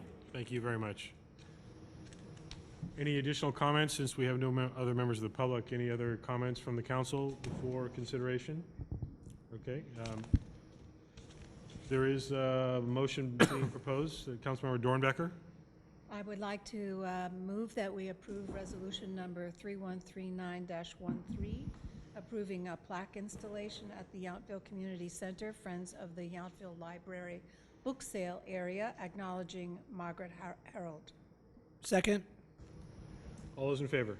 Aye. Aye. Thank you very much. And what I don't want to do is give the impression, because of our short time given to this item, it's a no-brainer that we recognize all that Margaret did, really in kind of the foundation of the library, certainly, but the town as well. And that's why it's so easy for all of us to agree. But I don't want to diminish the Friends' effort, and thank you for representing that effort, bringing this forward so that we can recognize one of our real, the people that really is the fabric of Yountville. So thanks very much. Thank you for your consideration. But sometimes they make sense and they're easy decisions. Okay, we're going to move back to item 9B, Yountville Municipal Code, introduction and first reading of the code adopting new authorization limits for purchasing of supplies, equipment, and services. I'm going to start by saying I hope that same sentiment you just said applies to this particular staff report and update. Does that complete your staff report? That does. Briefly, though, I will share, consistent with our strategic plan that the council has asked, one of the goals and objectives is that we periodically review our own policies and procedures to ensure that we're using modern practices, best industry standards. And one of those areas that has come up for review is our purchasing and bid limit authorization. As you may recall, earlier in April, in conformance with the California State Public Uniform Construction Cost Accounting Act, we adjusted our purchasing authority for construction public works. What we're doing now is looking at updating our municipal code as it relates to professional services and supplies, general services, and equipment. In short, from what Kathleen and I can tell, the last time the limits in the ordinance were really adjusted, it was somewhere in the 1990s. So what I'm getting at is $1,000 in 1990 is not the same as $1,000 in 2013. So what we've attempted to do are two things. For your, hopefully, ease, what we've attempted to do is show a strikeout so that you can simply go through and see where we're changing limits as it relates to purchase order requirements, informal bidding, signature approval of $45,000 for the town manager, and anything over $45,000 goes to the council. But what we're doing is trying to streamline our processes for especially the items of less than $10,000. And there's a couple things that we're putting into the municipal code. One, we're going to have the requirement that the town manager has to administer a comprehensive purchasing policy. Now, the first thing is I don't want anybody here to think we don't have purchasing policies and programs in place, but a lot of our practices were actually embedded in the ordinance, and what we're attempting to do is expand upon that and provide greater direction over a whole range. And in the staff report, you'll see we talk about general purchasing, gifts, green procurement, purchasing authority, department purchasing. And there's about 20 items that are all incorporated into what will be now a requirement in the code that does not exist. The municipal code right now currently does not require a comprehensive purchasing policy. So we're adding that in. And we've also provided a short summary list that highlights in a kind of a short purchase area all of the limits and authority. So basically what we're looking at is a modernization cleanup. If you have any questions about the specific draft ordinance, Kathleen and I are both happy to talk to you about it. I'm sure a few department heads here would share their input on what happens. And just in short, with some of these outdated numbers, we're spending a lot of internal time processing things that many other organizations don't. I also want to stress that we've strengthened and reinforced the fact, and it was alluded to earlier, we can only spend money on what is authorized that you've approved in the budget, and we've added that strengthening in the proposal. With that, I will take my cue and see if your council has any questions, and Kathleen's also available. I do want to just get one typo identified on the very top of page 4 of attachment 2 in the section 3.32.150 bidding procedures. Item D in red, it looks like it reads $45 million. But We're really happy to correct that. $45,000. Strike the one additional zero off the cents. Technically, it is 45,000 with 3 zeros after the decimal. I already looked to see if there were any other 3 decimal to the thousand. Just 3 significant figures. We appreciate that that's all. detail and review. Thank you, Mayor. With that, any other more important questions about the staff report?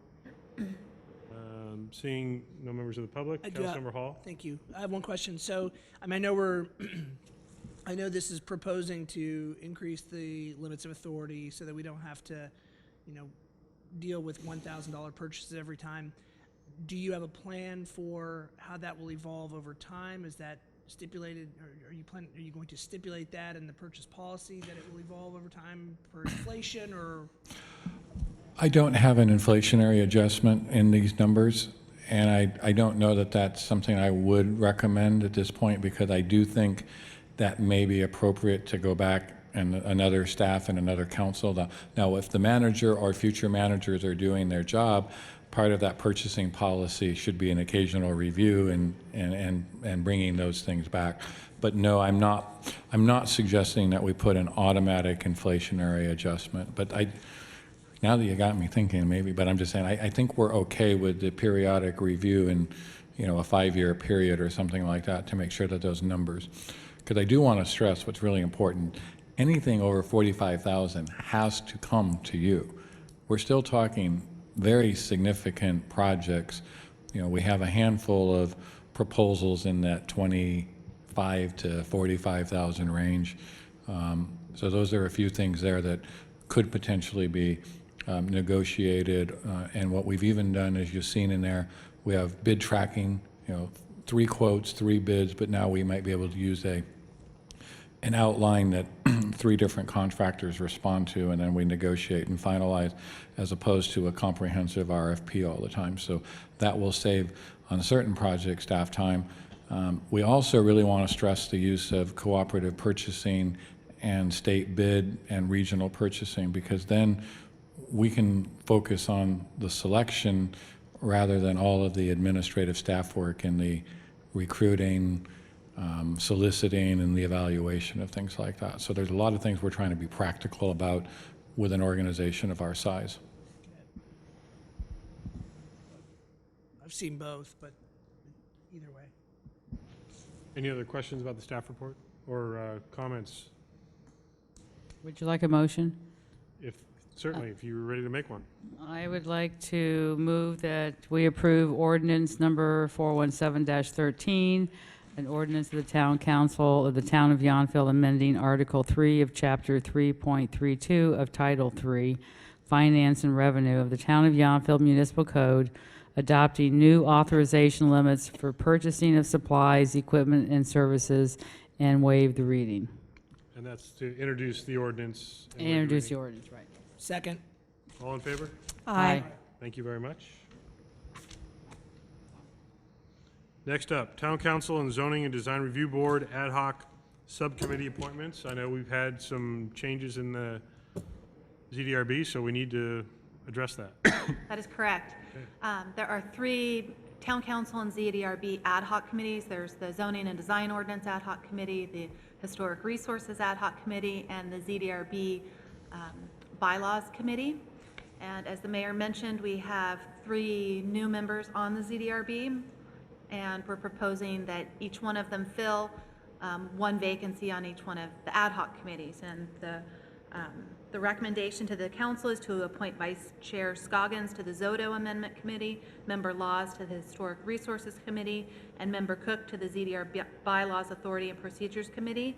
And these are the recommendations that come directly from the ZDRB, and these members would like to serve on these committees. So we're asking you to formalize this change.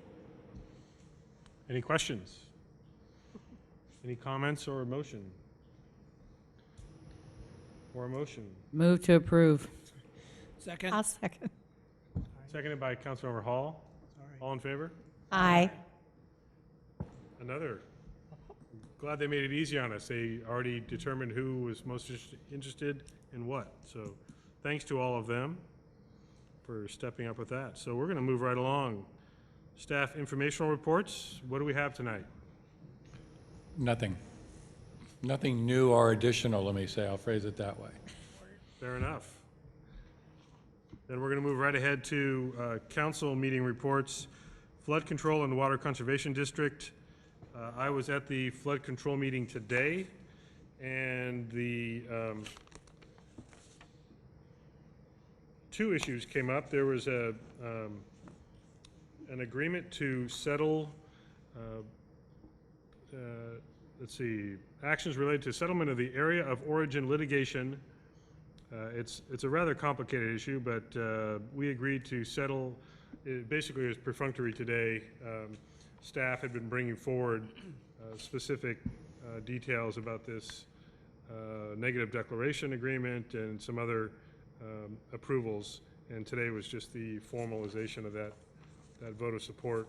But more interestingly, the report from Chair and Napa Mayor Jill Teckel and Supervisor Bill Dodd, who went back with Michael Mondavi to Washington to lobby for additional funds and support from the Army Corps of Engineers, as well as our elected officials in Washington for continuing financial support from the Corps. And there's been elevated concern since the Corps was interested in removing a key component of the flood bypass project because they saw the cost-benefit analysis and didn't think that it was worth the money. I think they're realizing that Napa County officials, as well as our partners in Washington, are going to stay diligent, making sure that every effort is made to continue to include all those details. So there's no money, certainly not at this time. As the mayor said, they got back there, the government shut down, there was a fire in their hotel in the middle of the night. They had to evacuate the hotel. And it was also, unfortunately, the same time as the shooting at the Navy shipyard. So it was quite an eventful time for none of the right reasons. Her flight was delayed. I forgot to mention that. It took her an extra day to get there. So it's not always clean and easy. But I appreciate both Mayor Tekel and Supervisor Dodd's ongoing efforts. They do have a strong relationship with the Corps officials, but there are some new Army Corps executives that need to be caught up to speed on how important this flood project is, not only for Napa County, but also as a model for the whole country. So that was today at flood. So do we have a report from, have we met, oh, I missed I think the last NCTPA, and then we do meet again tomorrow. So we'll hear that at our next meeting. Napa River Watershed. No, that's later in the month in November. We're seeing that a lot of our meetings this last month had been canceled due to lack of business. League of California Cities Annual Conference. There were several of us there. Town Manager, Councilmember Moeller, Councilmember Dornbecker, and I were also there. Do either of you have reports on that? I've got just a couple comments, but Councilmember I just have a Dornbecker. couple of comments, and one being on this, I attended a seminar on civic innovation, re-engaging our citizenry and making government more effective, in which I thought our town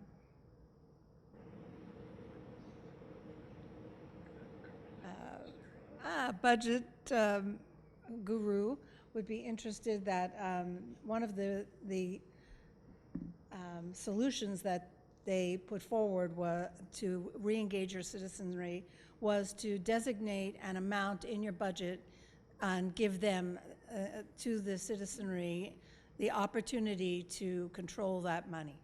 And it had a great deal of success in the towns that, or the cities that had used it. But anyway, it was overall a lot of very interesting and informative information, and I am very happy that I attended. Very good. I was just going to add the installation of the new North Bay Division of the League of California Cities officers also occurred. The new president is Scott Bartley, mayor of Santa Rosa, excuse me. And also of local interest, Alfredo Pedroza, council member from Napa, is the new second vice president. I was just going to comment on the two keynote speakers, both very impressive, very engaging. Eric Wall, who's an artist, author, philanthropist, Amazing. et cetera, et cetera. He was painting upside down. He was, like painting in the dark. It seemed like really engaging and talking about perspective and thinking outside of your comfort zone as an elected official, really trying to engage the creative as well as the analytical people in our communities. And then Lowell Catlett, who is an economist. So when we saw him as the keynote speaker at 8 o'clock on Friday morning as an economist, we were all concerned, but he immediately showed that he has a really amazing delivery and message, just talking about where he sees our economic potential moving forward. I mean, if you have 10 economists, you have 10 different ideas, I suppose, but he was really quite engaging, surprisingly so. But also, one of the key breakout sessions I went to was about the use of art and artists to engage public discourse and benefit the economy. And I afterwards went up to the panelists and basically said, we get it already in Yountville, but we really have proof in real time here what they were talking about. This is really about more blighted cities where they've got districts that people don't even go in anymore. They've engaged with murals and all kinds of artist lofts and things like that, but just public art in general and the value it offers communities of all sizes. Any other feedback on that? Well, not on that subject. I just wanted to bring up that I've served on the Environmental Quality Policy Committee throughout the year, and it was one of the two resolutions that we did move forward to the voting membership, and it did pass. There was some interesting discussion, but I think we got that sorted out when we could inform people what it was and what it wasn't. But basically, we approved a resolution asking the governor and the legislature to work with the League of California Cities to provide adequate funding and prioritize the water bonds that will help assist local government in water conservation and groundwater recharge. Much what we've been talking about, some of our earlier, one of our earlier items on Domain Shandong, we're asked to do more and more with less and less funds. So we're asking, you know, for help from the governor and the legislature to, when they do issue all these water bonds, to not forget to give us a little bit of it to do what they want us to do. And it passed. Great, thank you very much for that report. Let's see, other meeting reports? Nicolog, do we have anybody? I was unable to attend due to a wedding anniversary obligation, but anyone that did attend, like to give a report? Councilmember Mueller? Yeah, I attended. It was, we had a pretty good turnout from just about all the cities. I think there was even one person from St. Helena even there. So it was over at the Silverado Country Club, and Councilmember Hall was there. I remember after the end,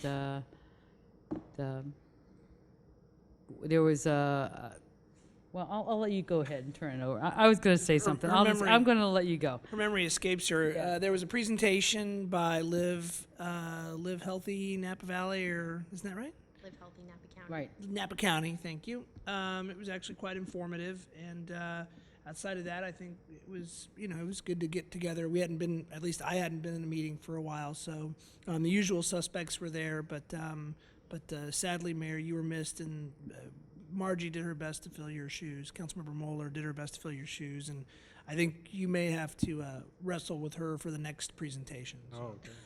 But now I remember the. Never mind. I'll hold that thought. Okay. Okay, any other meetings that we've missed? If not, are there comments or announcements? Councilmember Dornbecker, any? Well, I met with the Yountville Women Veterans this month, and they have been asked to participate in a survey. I think it comes from Senator Lois Wolk's office about what women veterans need, and so I was asked by her field associate, Tracy Crumpin, to be sure and ask them to participate, and they said that they would, and it's always great to see our women veterans. Yeah. Thank you. Councilmember Mueller, any additional info? Councilmember Hall? Only that we want to thank everyone who came out. Can I do reports now? Yes, please. We want to thank everyone who came out this last Saturday for the Yountville School Foundation's Texas Hold'em tournament. There was about 80 people that were there, and a good time was had by all. I can't remember the names of the winners at this juncture, but I'm sure Councilmember Chilton can assist me with that, since he was one of the 9 at the last table. Anything else? No, sir, thank you. Vice Mayor? Well, I'll quickly congratulate Yountville resident, Larkspur resident Michael Johnson was the big winner, and future Yountville Elementary School dad. So it was fun as always here in this room, and I'm sure we'll do it again next year. And I can blame Mr. Johnson for my very early departure. You were the first to leave. And he was the one that knocked me out and put me all in, and I really didn't appreciate it.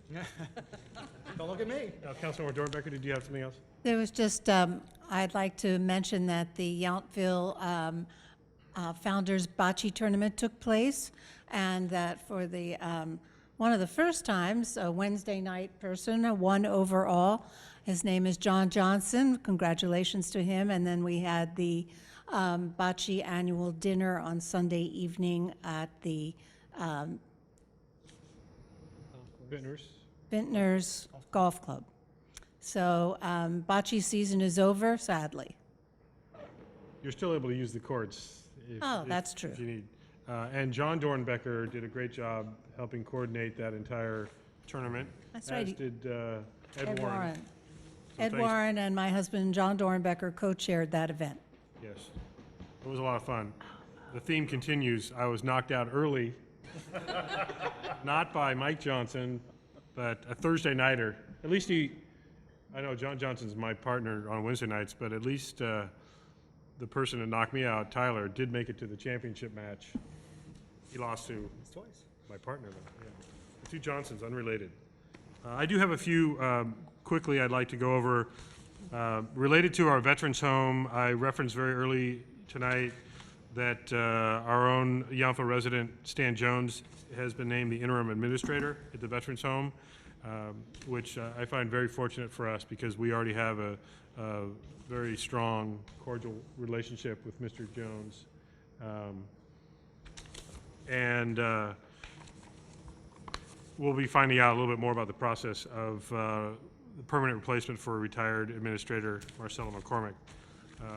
Also, I've been having conversations with the new Undersecretary of Veterans Homes, Diane Vanderpot, and town manager and I have been reaching out via letter to Secretary Gravitt and also to Undersecretary Vanderpot about not only engaging about the administrative position, but also their review of the 30-year master plan, which has basically been put on hold for now. The Undersecretary is busy opening 2 other Veterans Home facilities in California. But also I've been communicating with our state legislators. Again, Senator Wolk and Assemblymember Yamada have been very helpful dissecting the findings of the Little Hoover Commission report as well as that master plan review. So that is ongoing. I wanted to thank Samantha and all of your team for a wonderful Yountville Days weekend. And from the wonderful weather for movie night to the wonderful weather and very tasty chili for the chili cook-off. Town manager and I were 2 of the judges. Regrettably, our own team did not take home the trophy that day, but those that serve us every day, the public safety, continue to dominate. Also, I wanted to just a great parade and festival overall. I want to thank also Mike Gergich, a real icon in the Valley, for being our Grand Marshal. So a lot of fun, as usual. I did want to bring this item up for, at the request of Eric Knight, one of our friends and neighbors, about Gun Safety Day that is coming up Saturday, October 26th from 9 until 1 p.m. It's in downtown Napa. Excuse me. And it will include representatives of the Sheriff's Department, the City of Napa Police Department, Health and Human Services personnel, and Congressman Mike Thompson will be updating attendees on legislation in Washington addressing that issue. So there's a flyer here that I'll make available at Town Hall for that. I also wanted to remind folks, because our next meeting will be very close to this, but the 3rd Annual Napa Valley Film Festival is coming up November 13th through the 17th. And again, the town of Yountville will be a wonderful, not only a VIP destination, but some great activities here. At the Lincoln Theater on Veterans Day, Monday the 11th, they're going to have a free series of veteran-themed screenings from 1 to 6 p.m. And then there's going to be a kickoff launch screening here Tuesday night, the 12th at 5. The party will start at 5, and the screening, I believe, is 6:30, I want to say. And the film is Red Obsession, which is based on Bordeaux wines and the Bordeaux wine craze in China. So, an interesting documentary. And then throughout the week, again, some wonderful films, over 125, I believe. And they also have, they just recently announced Colin Farrell as one of their A-list celebrities that will be attending. And they always hope to get a few more special guests at the last minute. There's also a gal, I don't remember her name, one of the stars from Glee is coming, and then another rising star that's in current release with Jennifer Lawrence. So anyway, that's coming up as well. We're going to be looking at Halloween coming up here before our next meeting, so let's all be safe out there. And I think given all the candy that we threw out there at the parade, I don't know that anybody at home has to provide any candy. But just to be safe, you might want to do that, have a bag on hand. I'm sure we should sponsor that parade. Our Dr. Dennington should sponsor our parade, I think, our local dentist. He I think sponsors our Halloween event. even better. Candy free. Okay, I should have stopped before that. We did try that at a parade one year, and the raisin boxes got thrown back at us. That was not a good move. Yes. I do appreciate our Park and Rec department with all the healthy snacks they provide at all of our programs. Oof.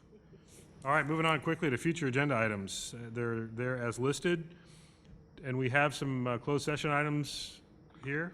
Yes, we do, Mr. Mayor, members of the Town Council. We have I think what will be a quick closed session.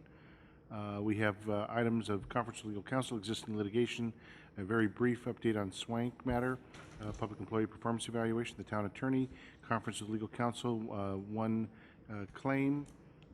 The Conference of Legal Counsel anticipated litigation we will not need to discuss this evening, so that just leaves us with 3 items. And I don't know if the council will need to extend the meeting past 10 to accomplish that.